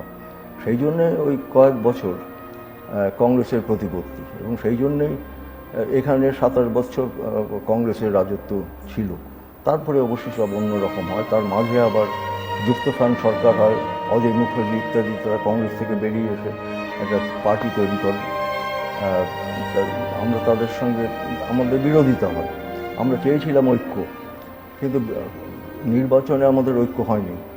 তারপরে যখন আমরা জিতলাম পরবর্তীকালে, সেটা হচ্ছে 67 সালের কথা, যে তখন পশ্চিমবাংলার মানুষের দাবি হলো যে আমরা একটা অকংগ্রেসি সরকার চাই এখানে। তারপরে আমরা ওদের সঙ্গে কথা বললাম, হুমায়ুন কবির মধ্যস্থতা করলেন, এবং ওরা তারপরে রাজি হলেন। কিন্তু একটা সত্য হলো যে মুখ্যমন্ত্রিত্ব ওদের দিতে হবে, অজয় মুখার্জিকে করতে হবে, আমি উপমুখ্যমন্ত্রী হব। যদিও আমাদের সংখ্যা বেশি ছিল সদস্য অ্যাসেম্বলিতে, কিন্তু আমরা মেনে নিলাম, কারণ এটা পশ্চিমবাংলার মানুষের দাবি। আর এটা মেনে এখন আমার মনে হচ্ছে পরবর্তীকালে এটা খুব ভালো একটা হয়েছিল, যে আমরা তো ওদের চিনি, ওদের একই, কংগ্রেসেরও যা নীতি ওদেরও তাই নীতি, এবং ভূমি সংস্কার ইত্যাদি খুব একটা নজর ওরা দিতেন না। কিন্তু এটা ঠিক মানুষের একটা অভিজ্ঞতা হলো, কাগজে সব বেরোতো কোন পার্টি কি বলছে না বলছে বিভিন্ন বিষয়। আর সেই সময় আবার নকশালবাড়ি আন্দোলন হয়েছিল, আরম্ভ হয়েছিল এখানে নকশালবাড়ি থেকে। 67 সালে আমরা যখন সরকারে এলাম, অজয় মুখার্জি মুখ্যমন্ত্রীত্বে যখন সরকার করা হলো, আমি উপমুখ্যমন্ত্রী, তখন হরেকৃষ্ণ কোনার খুব প্রচেষ্টা করলেন। উনি শিলিগুড়ি গেলেন নিজে, ওদের সঙ্গে চারু মজুমদার ইত্যাদিদের সঙ্গে কথা বললেন, কানু সানোয়ার এদের সঙ্গে কথা বললেন, যে আমরা তো সবে এসেছি, তবে এদের চরিত্র আমরা জানি যারা আমাদের সঙ্গে আছে, তবুও আমরা ভেতর থেকে চেষ্টা করব। এখন আপনারা এইসব আন্দোলন করছেন কেন? আর আপনারা তো জমিদার 2-1টা খুন করেছে, বেশিরভাগ পুলিশ খুন করেছে, আর কনস্টেবল যাদের কোনো অস্ত্র নেই কিছু নেই তাদের সব খুন করেছে। তো এগুলো করবেন না, আপনারা দেখুন না আমরা কি করতে পারি। তারপরে ওরা খুব রাজি হলো না, আগে চুপ করে গেল। তারপরে আমরা সিদ্ধান্ত নিলাম, কলকাতা ফিরে হরেকৃষ্ণ যখন রিপোর্ট করলেন যে 3 মাস আমরা পুলিশ পাঠাবো না, আমরা ওরা কি করেন আমরা দেখি। কিন্তু তার 3 মাসের মধ্যে আবার হলো কি, যারা জমিদার যোদ্ধা তাদের নাম আমি ভুলে যাচ্ছি, তাদের নেতৃত্বে ওইখানে ওদের একটা ওই অস্ত্রশস্ত্র নিয়ে একটা বাহিনী ওরা তৈরি করলো ওই নকশালদের বিরুদ্ধে। তারপরে যাই হোক, আমরা যখন দেখলাম যে তাহলে একটা সিভিল ওয়ার মতন হয়ে যাবে, আমরা তখন 3 মাস পরে পুলিশ পাঠালাম। এবং পুলিশ, এটা আমাদেরও অবাক লাগে আজও, ওরা কিছু তীর্ধনুকও নেই, কিছুই নেই, ওরা কিছু নেতা তারা জঙ্গল দিয়ে পালিয়ে গেল, আর 200 না কত গ্রেপ্তার করে পুলিশ ওসি যে ছিল তিনি গ্রেপ্তার করে জেলে নিয়ে গেলেন। আবার তার ছবিও উঠেছিল, কি করে জানতে পারলো বম্বের একটা সাংবাদিক, সে ছবি তুলে নিয়ে গেল, ওদের হাত করা দিয়েছে সব। তা আমি আর আরেকজনকে, আমাদের মন্ত্রী, আমরা বিশ্বনাথ মুখার্জি বোধহয়, আমরা অ্যাসেম্বলিতে ডেকে ওসিকে বললাম এটা খুবই অন্যায় করেছেন, আর এরা ইনোসেন্ট লোক, এদের বলেছে ধান টান লুট করবে, পয়সা কড়ি দেবে, সব দখল করবে, তাই ওরা গিয়েছে ওদিকে। তা ওদের হাত করা দেওয়া ঠিক হয়নি, তারপরে আবার ছবি তুলিয়েছেন, এটা খুব অন্যায় হয়েছে, এটা করবে না। কিন্তু তারপর পুলিশ পাঠালাম, পুলিশও গুলি করলো, একটা মহিলাও বোধহয় মারা গিয়েছিল, আরও 2-3 জন মারা গিয়েছিল। তারপরে ওই পিকিং রেডিও থেকে ওরা সমর্থন পেত, উৎসাহিত হতো, সেটা বিরুদ্ধে লড়াই করা আমাদের একটু কঠিন ছিল, কারণ আমরাও অনেকেই তখন চীনের পক্ষে আর কি এখানে ছিল। তা যাই হোক, পরবর্তীকালে ওদের আন্দোলন আর ছড়াতে পারলো না ওরা, আর মিদনাপুরে করেছিল একটা জায়গায়, সেখানেও আমি ডিএমকে বললাম, ওখানেও প্রায় 200-300কে গ্রেপ্তার করা হয়েছিল। আমি বললাম যে ওদের ছেড়ে দিন, এবং চীনের যে কালচারাল রেভলিউশন হলো, যেটাকে কালচারাল রেভলিউশন ওরা বলে, মাও সেতুং করেছিলেন পার্টির বাইরে এসে, এবং 10 বছর সেটা করেছিলেন, সেইটাকে প্রায় বলতে গেলে ওরা সমর্থন করত। কিন্তু আমরা কয়েকজন আমরা বলতাম যে না, এটা কোনো কালচারাল রেভলিউশন কিছু হচ্ছে না, এতে চীনের খারাপ হবে। আর এর সঙ্গে আমি বলে দিই, পরবর্তীকালে চীনের সঙ্গে যখন আমাদের আবার সদ্ভাব হলো পার্টিগতভাবে, তখন আমরা যখন জিজ্ঞাসা করেছি যে 67 সালে আপনারা কেন এরকম করলেন, নকশালদের, ওরা তো মার্ক্সবাদী না, ওরা ভুল সিদ্ধান্ত সব নিচ্ছে, ওরা তো আমাদেরই নেতা ছিলেন সব। তা ওরা বললেন যে এসব আলোচনা করে লাভটা কী। ঠিক এই কথা বললেন যে 10 বছর চলেছে কালচারাল রেভলিউশন, সব গ্রামে পাঠিয়ে দিয়েছে, সব শহরের লোকদের, ছেলেদের, মেয়েদের। তা সেইটা আমরা উই হ্যাভ লস্ট 15 ইয়ার্স, 15 বছর আমরা হারিয়েছি। এখন আবার ঠিক পথে আমরা এসেছি, এখন আমরা করে যাব। আমরা বলেছিলাম যে এদের কথা আমরা শুনবো কেন, আমরা নিজেদের পায়ে আমরা নিজেরা দাঁড়াতে চাই। তা কিন্তু এটা এক পক্ষ চায় না, এক পক্ষ সোভিয়েত, এইরকম হয়েছিল আর কি। সে কিছুদিন সে জেলের মধ্যেও আমাদের মুখ দেখাদেখি ছিল না, সে প্রমোদ বাবু ইত্যাদি তারা একটা গ্রুপে ছিলেন, আমরা গণেশ ঘোষ ইত্যাদি আমরা সব একসঙ্গে ছিলাম অনেকে।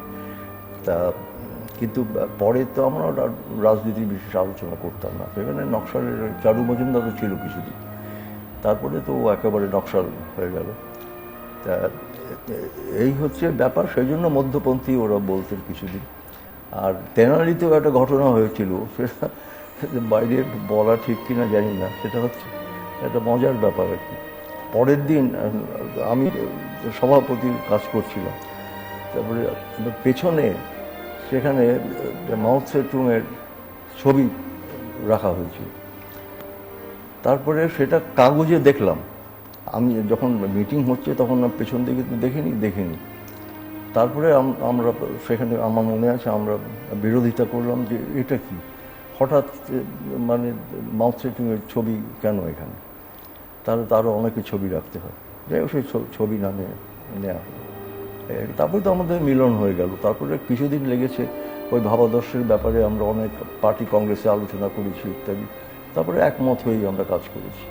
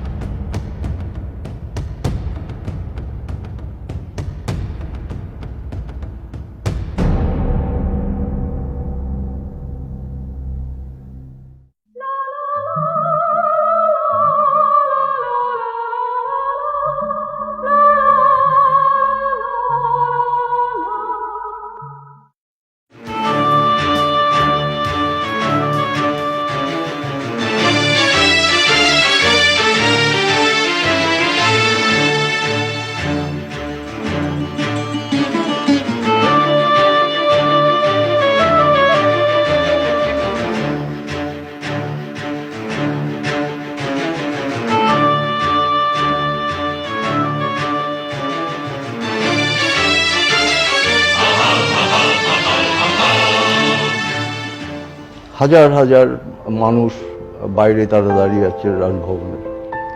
তারপরে আমরা বেরিয়ে এসে ওইখানেই আমাদের একটা জিপে দাঁড়িয়ে বোধহয় বক্তৃতা দিতে হলো, এবং আমি বললাম যে আমাদের অনেক কর্মসূচি আছে, সেটা রূপায়িত করব সাধারণ মানুষের সাহায্য নিয়ে।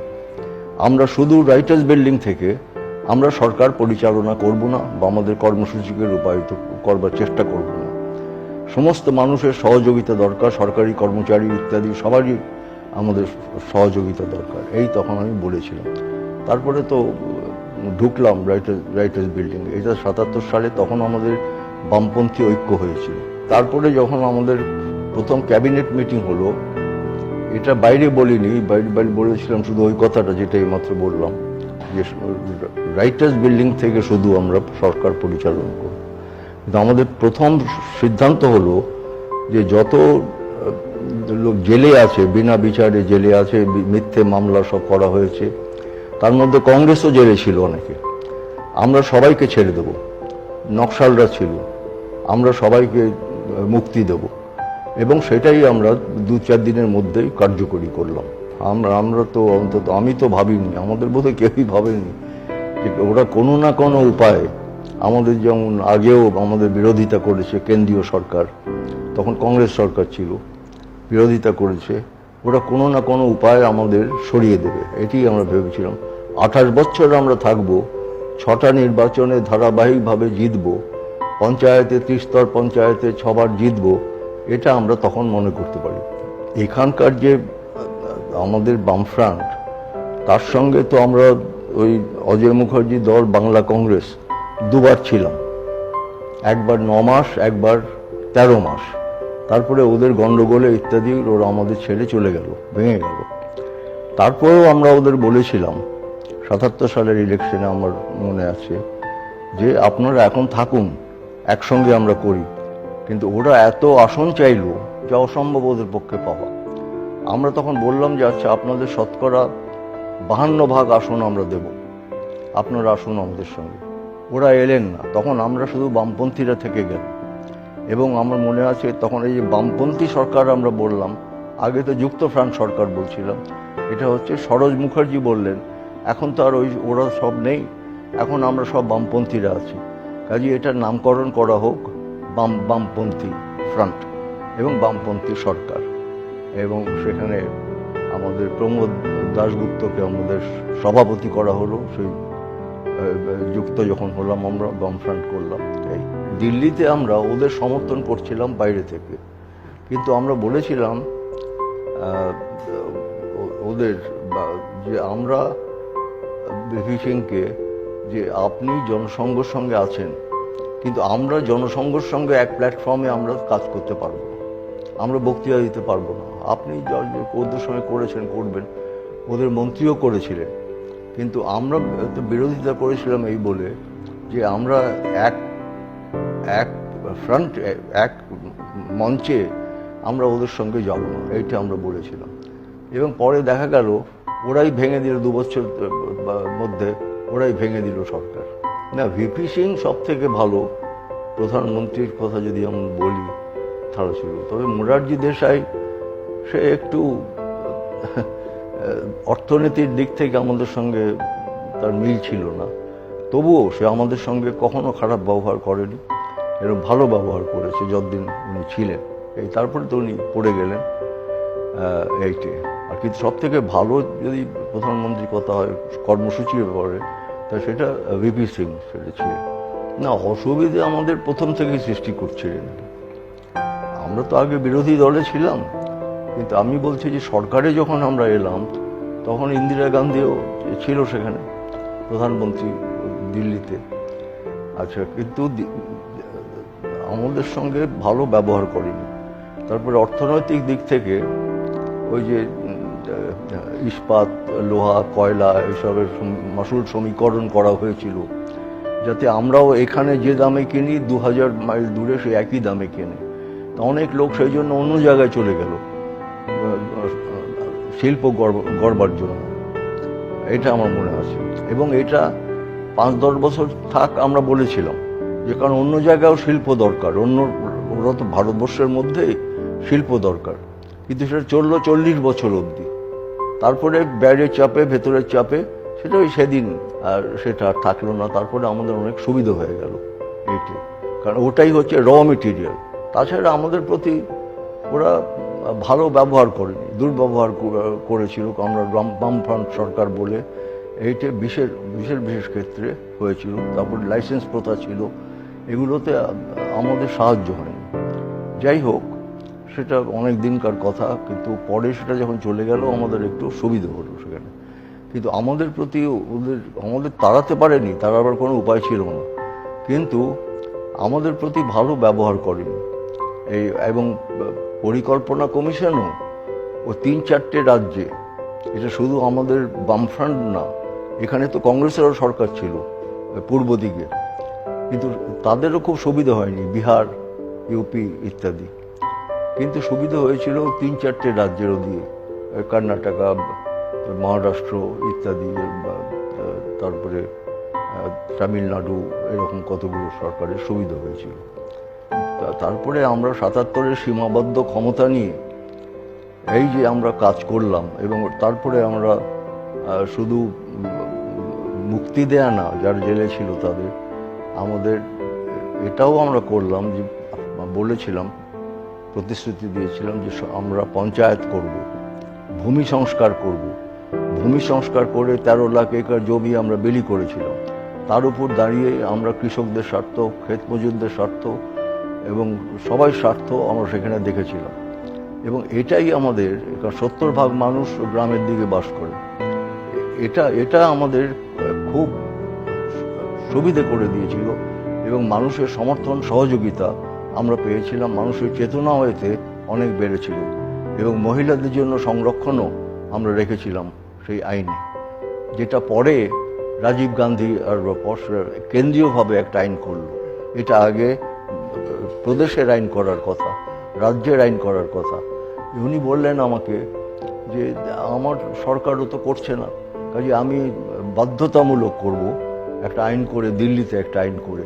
তা যাই হোক, এইভাবে আমরা আমাদের কর্মসূচি যা মানুষের কাছে রেখেছি, আমরা সেগুলো রূপায়িত করতে চেষ্টা করেছি। আর যেখানে আমরা পারিনি, আমাদের ব্যর্থতাও আছে কিছু, সেগুলো আমরা মানুষকে বলেছি। আমরা কিছু লুকিয়ে রাখিনি যে কেন পারছি না, কোথায় আমাদের দোষ, কোথায় কেন্দ্রের দোষ, এইসব আমরা মানুষের কাছে আমরা বলেছি। এবং আমরা যখন আসি তখন তো ওই যাকে বলে লোডশেডিং চলছে, অন্ধকার, আমাদের বিদ্যুৎ নেই ইত্যাদি।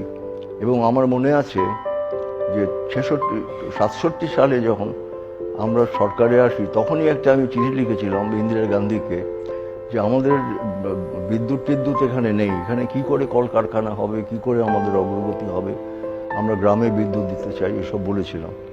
তা উনি আমাকে চিঠি লিখলেন যে না, আমার অফিসাররা বলছেন যে আপনাদের এর পরের 5 বছরের মধ্যে আপনাদের আর বিদ্যুতের দরকার হবে না, আর যদি দরকার হয় আমি দেব। কোত্থেকে দেবেন কে জানে, তখনও গ্রিডগুলো হয়নি, সব আমরা দেব। যাই হোক, পরে আমরা প্রথম খুব নজর দিলাম ওই বিদ্যুতের দিকে, এবং আমরা বক্রেশ্বর আমাদেরই করবার, ওই একটা দৃষ্টান্ত আর কি, বক্রেশ্বর আমাদেরই করবার কথা। তারপরে রাজীব গান্ধী বলল তাহলে আমরা বাইরের কত দেশের সঙ্গে আলোচনা করি, তারপরে আপনারা করবেন।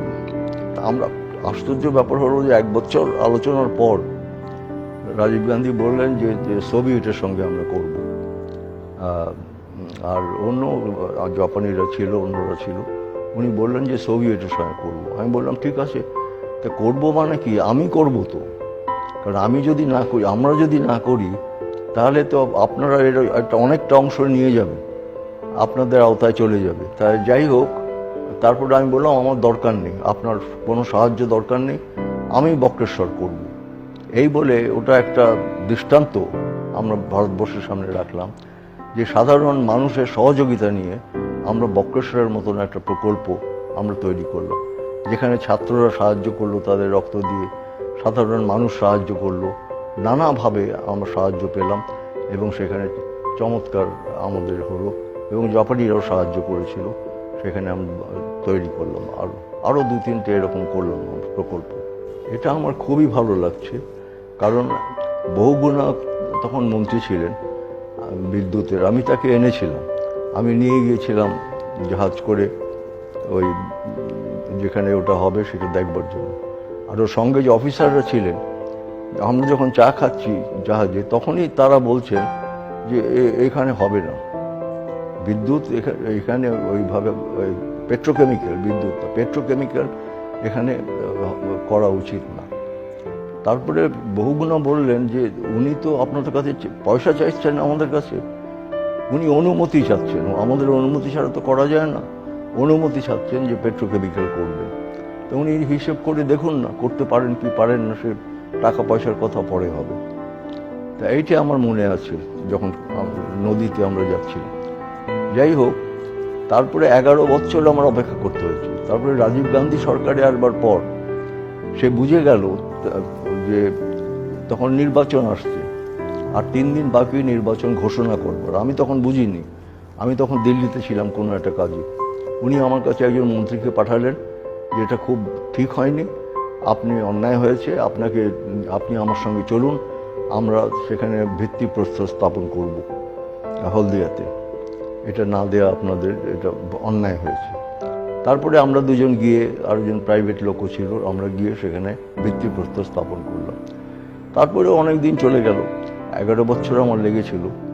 কিন্তু এখন যেটা হচ্ছে, আমি সম্প্রতি খবর পেলাম যে খুবই ভালো জিনিসপত্র পাওয়া গেছে ওখানে, র মেটেরিয়াল, কাঁচামাল, এবং তা দিয়ে আমাদের সমস্ত ইস্টার্ন রিজিয়ন বাইরেও আমরা পাঠাচ্ছি। এবং আমাদের এখানে ডাউনস্ট্রিম, মানে ওখানে তো বেশি লোক চাকরি করে না, হয়তো 700-800 লোক চাকরি করে কারখানাটায়, ছোট ছোট বিভিন্ন জেলায় হয়েছে। সেখানে সব শুদ্ধ আমি শুনছি এখন প্রায় 70,000 ছেলে মেয়ে কাজ করছে। এইটা একটা খুব বড় জিনিস। আমাদের প্রতি ওরা ভালো ব্যবহার করেনি, এবং যেটা করা উচিত না, যে কেন্দ্র রাজ্য সম্পর্কে যে সবাইকে এক চোখে দেখা উচিত, সেটা ওরা দেখেননি। এবং খুব ওরা ইচ্ছাকৃতভাবে আমাদের সরকার যাতে কাজ না করতে পারে সেই সমস্ত নানা রকম জিনিস তারা করেছে। এই অসুবিধার মধ্যে দিয়েই এটাই হচ্ছে, আমি বলি অনেক মিটিংয়ে, যে এই সীমাবদ্ধ ক্ষমতা নিয়ে আমরা যে করতে পারলাম, দিল্লিতে বেশিরভাগ সময় আমাদের বিরুদ্ধে সরকার, এটা একটা রেকর্ড, এটা একটা দৃষ্টান্ত। এবং সংসদীয় গণতন্ত্রে এইরকম সীমাবদ্ধ ক্ষমতা নিয়ে কোথাও হয়। আমি যখন আসি বিধাননগরে, তখন অনেক জমি পড়েছিল, কিছু জমিতে ইলেকট্রনিক্স হয়েছিল, তো ওদের কংগ্রেসের আমলে 2-1টা হয়েছিল, বিশেষ কিছু না। তারপরে আমি ইন্দিরা গান্ধীকে বললাম যে আপনি তো, আমি শুনছি যে অনেক টাকা বরাদ্দ করছেন এই আমাদের প্রতিরক্ষা বিভাগ থেকে, ডিফেন্স থেকে, এই ইলেকট্রনিক্সের জন্য, আপনার এটা দরকার আছে। তা আমি জমি দেবো, আমার জমি পড়ে আছে, আপনি আমাদের কলকাতায় আসুন, এই বিধান ডায়েটে তৈরি করেছিলেন, এই বিধাননগরে আসুন, সল্টলেকে আসুন। উনি 1 বছর আমাকে অপেক্ষা করালেন, অফিসারদের একটা কমিটি করলেন, সেখানে আলোচনা হলো, এবং 1 বছর পর উনি আমাকে ডেকে বললেন দিল্লিতে যে এটা আমি পারছি না দিতে আপনাকে। আমি বললাম কেন? তো বলছেন যে দেখুন, এই সমস্ত অফিসাররা এক হয়ে বলছে যে এটা কখনোই আমাদের এই বিশেষ করে প্রতিরক্ষা বিভাগ থেকে, ডিফেন্স থেকে আমাদের এখানে করা উচিত না, পয়সা দিয়ে করা উচিত না। কারণ তাহলে কেন? লেখা আছে যে এটা হচ্ছে বর্ডার স্টেট, বাংলাদেশের পাশে। আমি তো অবাক, আমি বললাম আপনি এইসব কথা মানছেন নাকি আপনি? উনি বললেন না মানছি না, কিন্তু ওরা সব যদি এক হয়ে বলে তা আমি কি করতে পারি বলুন। আমি বললাম আপনি যেখানে এখন করছেন তো কতগুলো জায়গায়, উত্তর ভারতে অন্য জায়গায় করছেন ইলেকট্রনিক্স, দরকার আছে আপনার। কিন্তু আমাদের যদি যুদ্ধ হয় সে তো বাংলাদেশের সঙ্গে হবে না, হলে পাকিস্তানের সঙ্গে হতে পারে। তা ওদের F-16 দিয়েছে আমেরিকা, তো বমগুলো তো প্রথম ওইখানে পড়বে, আমরা তো অনেক দূরে। উনি বলেছে আপনি যাই বলুন, আমি পারলাম না আপনাকে দিতে। তারপরে আমি এখানে আরও 300 একর জমি এখানে দিয়েছিলাম, যেখানে এখন তো এখানে প্রাণের চাঞ্চল্য, এখন এখানে 24,000 ছেলে মেয়ে বা তারও বেশি বোধহয় এখানে কাজ করছে এখন। আমি রাজ্যপাল অনেককে দেখেছি, একমাত্র হচ্ছে যাকে ইন্দিরা গান্ধী পাঠিয়েছিলেন, কি নামটা তার, খালি ওই লোকটি যার নামই আমি ভুলে যাচ্ছি, তারপরে যাকে পাঠালো সে আমাদের বরখাস্ত করে দিল হঠাৎ। সে তার সঙ্গে হলো কি, সে বললো আপনারা মাইনরিটি হয়ে গেছে। আমি বললাম সেটা আপনি বুঝলেন কি করে, সেটা তো অ্যাসেম্বলিতে ভোট হয়ে বোঝা যাবে। তারপরে আমরা একটা দিন স্থির করলাম, অজয় মুখার্জি তখন ছিল, আমরা একটা দিন স্থির করলাম যে অ্যাসেম্বলি সেশন আমরা ডাকবো।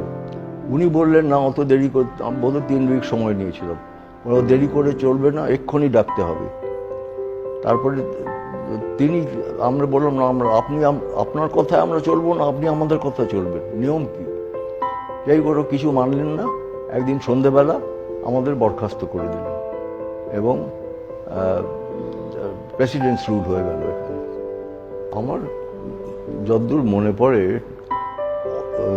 আমাদের ডক্টর অশোক মিত্রর সঙ্গে, উনি ভালো মন্ত্রী ছিলেন আমাদের, কিন্তু ওর সঙ্গে একটা হলো, আমার যতদূর মনে আছে যে কলকাতায় প্রিন্সিপালরা কলেজে যা মাইনে পায়, মফস্বল কলেজেও প্রিন্সিপালদের একই মাইনে হওয়া উচিত। এটার সঙ্গে উনি একমত হতে পারলেন না, আরও কি একটা গোলমাল হয়েছিল, মত পার্থক্য হয়েছিল। তারপরে উনি ছেড়ে দিলেন। আর ডক্টর সেন, তিনি তো বিদ্যুতের আমাদের মন্ত্রী ছিলেন, খুব ভালো মন্ত্রী ছিলেন এবং খুব কাজকর্ম করতেন, কিন্তু ওর সঙ্গেও মত পার্থক্য হলো। এবং এর দুঃখের বিষয়, এটা আমার বলতে হচ্ছে যে একজন কারা আমাদের বিরুদ্ধে একটা মামলা করলো সুপ্রিম কোর্টে, আমাদের বিরুদ্ধে, এবং সেই লোককে উনি সমর্থন করলেন। এই আমার এই ঘরে বসে আমি বললাম, এই তো আপনার সই করার দলিল, আপনি আমাদের বিরুদ্ধে যে করছে তাকে আপনি সমর্থন করছেন। তিনি কিছু বলতে পারলেন না, তারপরে তিনি চলে গেলেন আমাদের ছেড়ে। বুদ্ধদেবের সঙ্গে হয়েছিল অফিসারদের সঙ্গে ব্যবহার নিয়ে। একজন অফিসার আমাকে অভিযোগ করেছিল যে উনি গালাগাল দিয়েছেন, খারাপ ব্যবহার করেছেন ইত্যাদি। তা আমি বুদ্ধকে বলেছিলাম যে আমিও তো অফিসারদের বলেছি, তাদের যা মনে হয় মনে থাকে, কিছু যেন না লুকোয়, আমাদের খোলাখুলি বলে, কিন্তু শেষ তো আমরাই, অথরিটি আমরাই তো সিদ্ধান্ত নেব, ওরা তো সিদ্ধান্ত নেবে না। তা তুমি খারাপ ব্যবহার কেন করলে, এইটা বলেছিলাম। এইটা এখন লোক জেনে গেছে, তাই আমি বলছি আর কি। তারপরে উনি সেক্রেটারিয়েটে আলোচনা করলেন, আমরা বললাম যে না, তুমি এটা প্রত্যাহার করে নাও, তুমি যে চলে যাচ্ছ এটা আমরা চাই না, তবে তুমি বলো তুমি দুঃখিত, আমরা মিটিং ডাকছি আমাদের রাজ্য কমিটির। তো সেখানে আমরা মিটিংয়ে ও বললো যে আমি ভুল করেছি এটা। তারপরে ও খুবই ভালো, ও তো কলেজ আমল থেকে রাজনীতি করছে, কিন্তু এই একটাই জিনিস খারাপ হয়েছিল। তো সেসব তো পুরনো কথা, এখন তো ভালোই চালাচ্ছে। এটা তো দীর্ঘ সময় ধরে আমরা আলোচনা করেছি পার্টিতে, এবং আমরাও অবাক হয়ে গিয়েছিলাম, কারণ আমাদের একটা ধারণা ছিল যে একবার যদি সমাজবাদ প্রতিষ্ঠিত হয় তাহলে সেটা আর ভাঙবার কোনো কারণ থাকে না। অসুবিধে তাদের অনেক হতে পারে, কিন্তু ভাঙবার কোনো কারণ থাকে না। কিন্তু ওটা তো ভেতর থেকেই ভেঙে গেল। আমাদের ধারণা ছিল, ওদেরও ধারণা ছিল হয়তো আমেরিকা আক্রমণ করবে, এইসব করে যাতে সমাজতন্ত্র খতম হয়ে যায় সেই ব্যবস্থা করবে, কিন্তু তা না হয়ে ভেতর থেকেই ভেঙে গেল। কারণ সেখানে সব কথা আমি বলতে পারছি না, আমাদের দীর্ঘ একটা দলিল আছে, কিন্তু একটা কথা হচ্ছে যে পার্টি সর্বেসর্বা হয়ে গেল, পার্টি জনসাধারণের সঙ্গে থাকলো না, জনসাধারণের উপর লাঠি ঘোরালো। পার্টি যে জনসাধারণকে সেবা করবার কথা সেটা না করে উল্টোটা হয়ে গেল। এবং তাছাড়াও ওখানে, এটা আমি তো কয়েকবার গিয়েছি সোভিয়েত ইউনিয়ন থাকতে, আমি একটা লক্ষ্য করেছিলাম, তখন বুঝিনি এতটা, যে ওখানে রাজনীতি আলোচনা হয় না। ওখানকার মানুষ রাজনীতি আলোচনা, মার্ক্সবাদ লেনিনবাদ এইসব আলোচনা করছে না, ওদের অভিজ্ঞতা সম্বন্ধে আলোচনা করছে না, ওখানে ক্লাস হচ্ছে না, আগে যা হতো সমাজবাদী দেশে যা হওয়ার কথা সেটা করছে না। আমার একটু খারাপ লাগতো। এবং আমি একবার গিয়েছিলাম, ওদের যখন পঞ্চবার্ষিকী পরিকল্পনা ঘোষিত হলো, তখন আমি একটা ওদের কোনো সি সাইডে, সমুদ্রের ধারে যাচ্ছিলাম জাহাজে, প্রায় 1500 লোক সেই জাহাজে। এবং আমার সঙ্গে যে ইন্টারপ্রেটার ছিল, সে ইংরেজি বলে, অল্প বয়স। তাকে আমি বললাম, আচ্ছা আপনাদের পঞ্চবার্ষিকী পরিকল্পনার কথা এসব কাগজে বেরিয়েছে, তো আপনাদের এতগুলো লোক, এরা তো খালি সুইমিং পুলে চান করছে, নিজেদের মধ্যে নাচ গান করছে ইত্যাদি, এইসব কেউ তো কাগজ টাগজ দেখছে না, কি ব্যাপার? ওরা বললো না, ওরা ছুটি, ও যা বললো আর কি, ওরা ছুটিতে যাচ্ছে, ও ছুটি থেকে এসে ওরা তারপরে দেখবে যে এতে লাভ হলো না লোকসান হলো না, কতটা কি ক্ষতি হলো। এরকম আমার খুব পছন্দ হলো না আর কি এটা। না, যখন 12 পার্টির এরকম হলো, ওরা সব এক হলেন সরকার করবেন বলে, আর কংগ্রেস বললো তারা সমর্থন করবে, তা না হলে বিজেপি ইত্যাদিও তারা এসে যাবে। তা তখন আমরা বললাম ওদের 12 পার্টিকে যে নির্বাচনের সময় আমরা তো বলিনি যে, আমরা বলেছি সরকার করতে সাহায্য করব, কংগ্রেস বিরোধী সরকার করতে বা আমাদের সরকার করতে সাহায্য করব সবাই মিলে, কিন্তু আমরা সরকারে ঢুকবো এটা বলিনি আমরা নির্বাচনের সময়। তাহলে আমাদের কেন্দ্রীয় কমিটির মিটিং ডাকতে হবে। তবে আমি আর সুরজিৎ একমত ছিলাম যে আমাদের যোগ দেওয়া উচিত ছিল, সেটা লোকে জেনে গেছে তাই বলছি আমি। কিন্তু আমরা 8-9 ভোটে হেরে গেলাম। কেন্দ্রীয় কমিটির সভা ডাকলাম, ওরা বসে থাকলো, ওই 12টা দল। তারপরে আমরা ওদের গিয়ে রিপোর্ট করলাম যে এখন রাষ্ট্রপতি বসে আছে, এক্ষুনি যেতে হবে তার কাছে। তো ওরা বললেন না, আমাদের অনুরোধ আরেকবার জানান কেন্দ্রীয় কমিটিকে যে আমরা কাউকে পাচ্ছি না, কারণ আপনিও অভ্যস্ত যুক্তফ্রন্ট চালিয়ে, বামফ্রন্ট চালিয়ে ইত্যাদি। তারপরে আমরা আবার মিটিং ডাকলাম। তা তখন মিটিংয়ে সেই একই রেজাল্ট, এই 2-1টা এদিক ওদিক হলো, ওই আমরা হেরে গেলাম। তখন ঠিক হলো যে আমরা ওদের কোর কমিটি, ওদের কোঅর্ডিনেশন কমিটি, এতে আমরা থাকবো, কিন্তু সরকারে যোগ দেবো না। কিন্তু সিপিআই যোগ দিয়েছিল, কিন্তু সেটা 2 বছর পর ভেঙে গেল। কংগ্রেসের জন্য ভাঙলো, কংগ্রেস প্রত্যাহার করে নিল তাদের সমর্থন। আমি তাই মনে করি, আমার পার্টি সংখ্যাগরিষ্ঠতা মনে করেন আমাদের অনেক অগ্রগতি হতো। আমরা তো কংগ্রেসের উপর নির্ভরশীল ছিলাম। এখন ওরা তো দায়িত্ব জ্ঞানহীন, কাজ পরেও করতো, ওরা ওরকমই করতো। কিন্তু আমরা যদি 2 বছর 3 বছরও থাকতে পারতাম, 2-3টে যদি আমরা কর্মসূচি ওখানে রাখতে পারতাম লোকসভায়, রাজ্যসভায়, তাহলে আমাদের পার্টির আমার ধারণা, যারা আমরা সংখ্যার লঘু, যে আমাদের পার্টির অনেক অগ্রগতি হতো। অনেকে আমাদের নাম জানেই না অনেক জায়গায়, সেখানে আমাদের নাম জানতো, আমাদের কথা কি তারা বুঝতে পারতো। এবং আমার এখনো ধারণা, আমি সেখানে হিস্টোরিক ব্লান্ডার বলেছিলাম, যে ইতিহাস এইরকম সুযোগ দেয় না। তো যাই হোক, সে তো অনেক ইতিহাস হয়ে গেছে। এখন এটা আছে যে আমরা সরকারে যোগ দেব যদি আমরা সরকারকে দিয়ে কিছু করাতে পারি, প্রভাব বিস্তার করতে পারি, এইটি ওর মধ্যে। আর আমরা সব কিছু করতে পারবো না, মানুষকে খোলাখুলি বলবো যে আমরা কিছু আমূল পরিবর্তন আনতে পারবো না, কিন্তু কিছু কংগ্রেস যা করেছে তার থেকে অনেক ভালো কাজ আমরা করতে পারবো মানুষের জন্য। এইটাই সেখানে আমাদের ছিল। তো সেইখানেই আমাদের যারা সংখ্যালঘু, তাদের কথা ছিল যে সরকারে ঢুকলে ভেতর থেকে অনেক চাপ দেওয়া যায় এবং মানুষের জন্য সেই যে সীমাবদ্ধ ক্ষমতা নিয়ে যেটুকু করার, অনেক বেশি আমরা করতে পারবো। যাই হোক, সংখ্যাগরিষ্ঠ যারা, সে কথা তো আমাদের পার্টির কর্মসূচিতে আছে, আমাদের পার্টির কনস্টিটিউশনে আছে যে আমাদের মানতে হবে, সেটা আমরা মানলাম। আরেকবার এরকম হয়েছিল, তখন আমরা বললাম যে একমাত্র যে দল হচ্ছে কংগ্রেস, যে সাম্প্রদায়িক না। কিন্তু কংগ্রেসের অর্থনীতি ইত্যাদির সঙ্গে আমাদের অনেক পার্থক্য আছে, কিন্তু তারা সাম্প্রদায়িক না। কাজেই কংগ্রেসকে আমরা বললাম আপনারা সরকার করুন, আমরা সমর্থন করব, তাহলে বিজেপি চলে যাবে। তা কংগ্রেস আবার ভুল করলো, আমাদের এসে ওরা বললেন, ওদের নেতারা, যে নেতাদের নাম করছি না, 2-3 জন এলেন, ওরা এসে বললেন যে আমাদের ওয়ার্কিং কমিটি ঠিক করেছে যে আমরা একাই সরকার করব, আমরা যুক্ত সরকার করব না। আমি বললাম, কী করে করবেন, আপনাদের তো সংখ্যাই নেই, তো পড়ে যাবে সরকার। কিন্তু ওরা বলল না, এটি আমাদের সিদ্ধান্ত।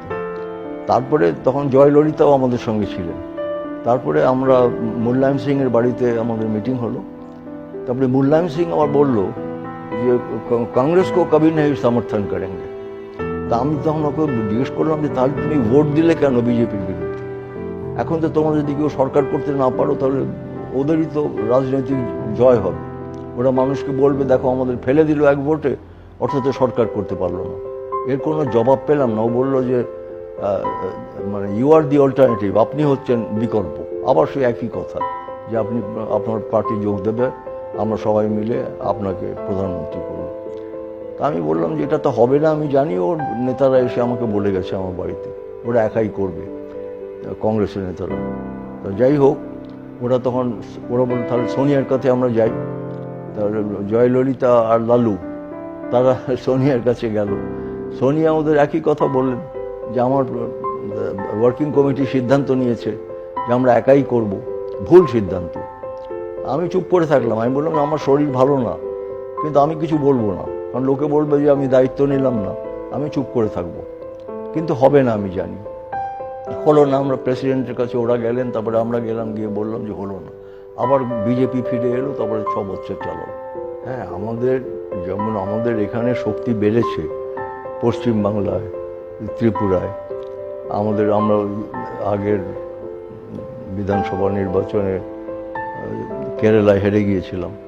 ওরই শক্তি আমাদের আছে। সব থেকে বেশি সদস্য সংখ্যা হচ্ছে কেরালায়। ওদের কিছু সমস্যা আছে, সে ঠিক হয়ে যাচ্ছে। কিন্তু এটাই দুঃখের বিষয়। এটা আমরা এবার আমাদের পার্টি কংগ্রেসে আলোচনা করেছি যে অন্য জায়গায় আমাদের অগ্রগতি হলো না কেন, বরং যেখানে যে যতটুকু ছিল খানিকটা কমে গেল। আবার তামিলনাড়ুতে আর ইয়েতে, অন্ধ্রতে কংগ্রেসের সমর্থন পাওয়াতে আমরা সেখানে আসন পেলাম 2টো করে। তা এইরকম অবস্থা কেন? এই আমাদের সব রিপোর্ট ওরা দিল বিভিন্ন প্রদেশ থেকে, বিভিন্ন রাজ্য থেকে, এবং তারপরে সেগুলোর মধ্যে আমি অত ডিটেইলে যেতে পারছি না। সেখানে আমাদের ঠিক হলো যে কিভাবে আমাদের অগ্রগতি হবে। এমন একটা অদ্ভুত পরিস্থিতি রাজনৈতিক, যেখানে কংগ্রেস পরিচালিত সরকার আমাদের উপর নির্ভরশীল, আর আমরা বামপন্থীরা আবার ওদের ওপর নির্ভরশীল। তবে আমরা ওদের বলেছি যে 2টো কমিটি করুন, আপনাদের একটা কংগ্রেস আর আপনাদের যারা সঙ্গে আছেন তাদের কমিটি, আর একটা আমাদের বামপন্থী 4টে দলের কমিটি।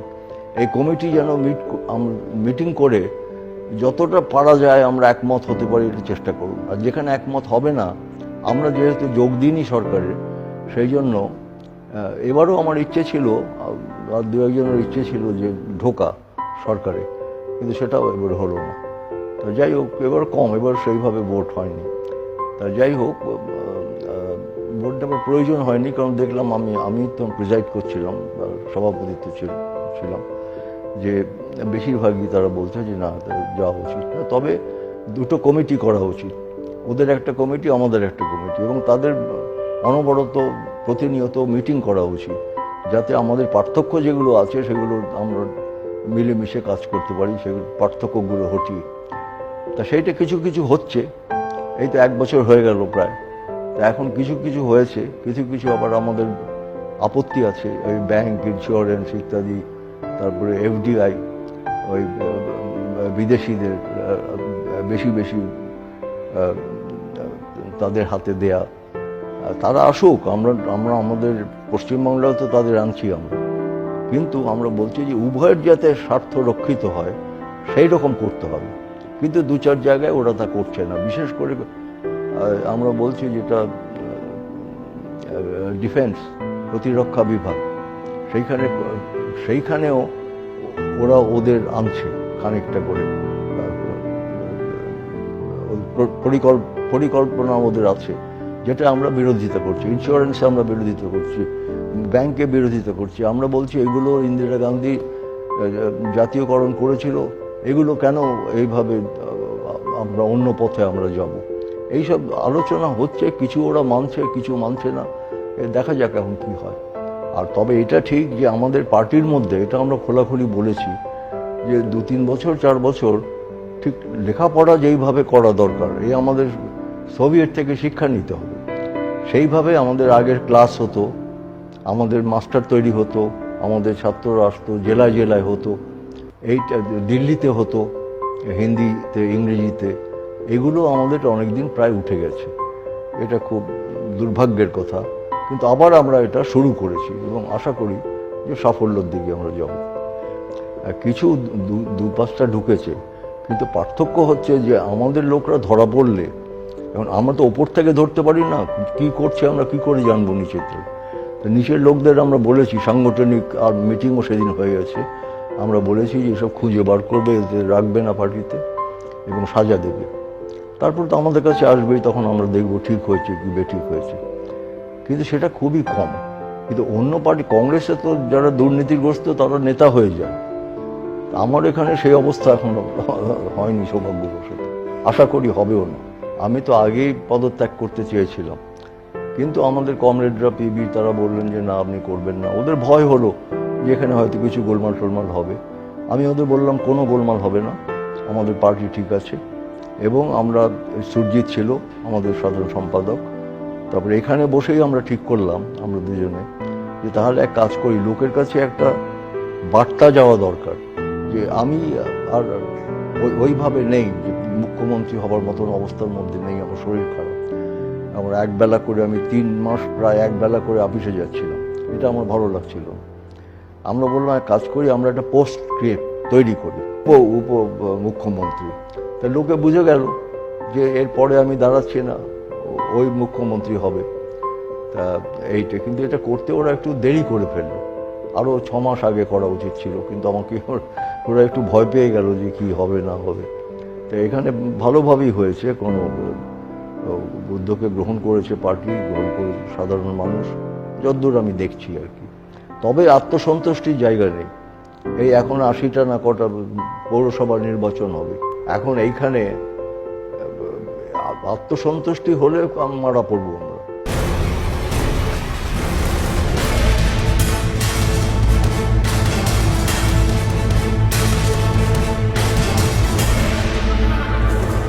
পশ্চিম বাংলার মানুষের মঙ্গল হোক, এইটাই আমি চাই।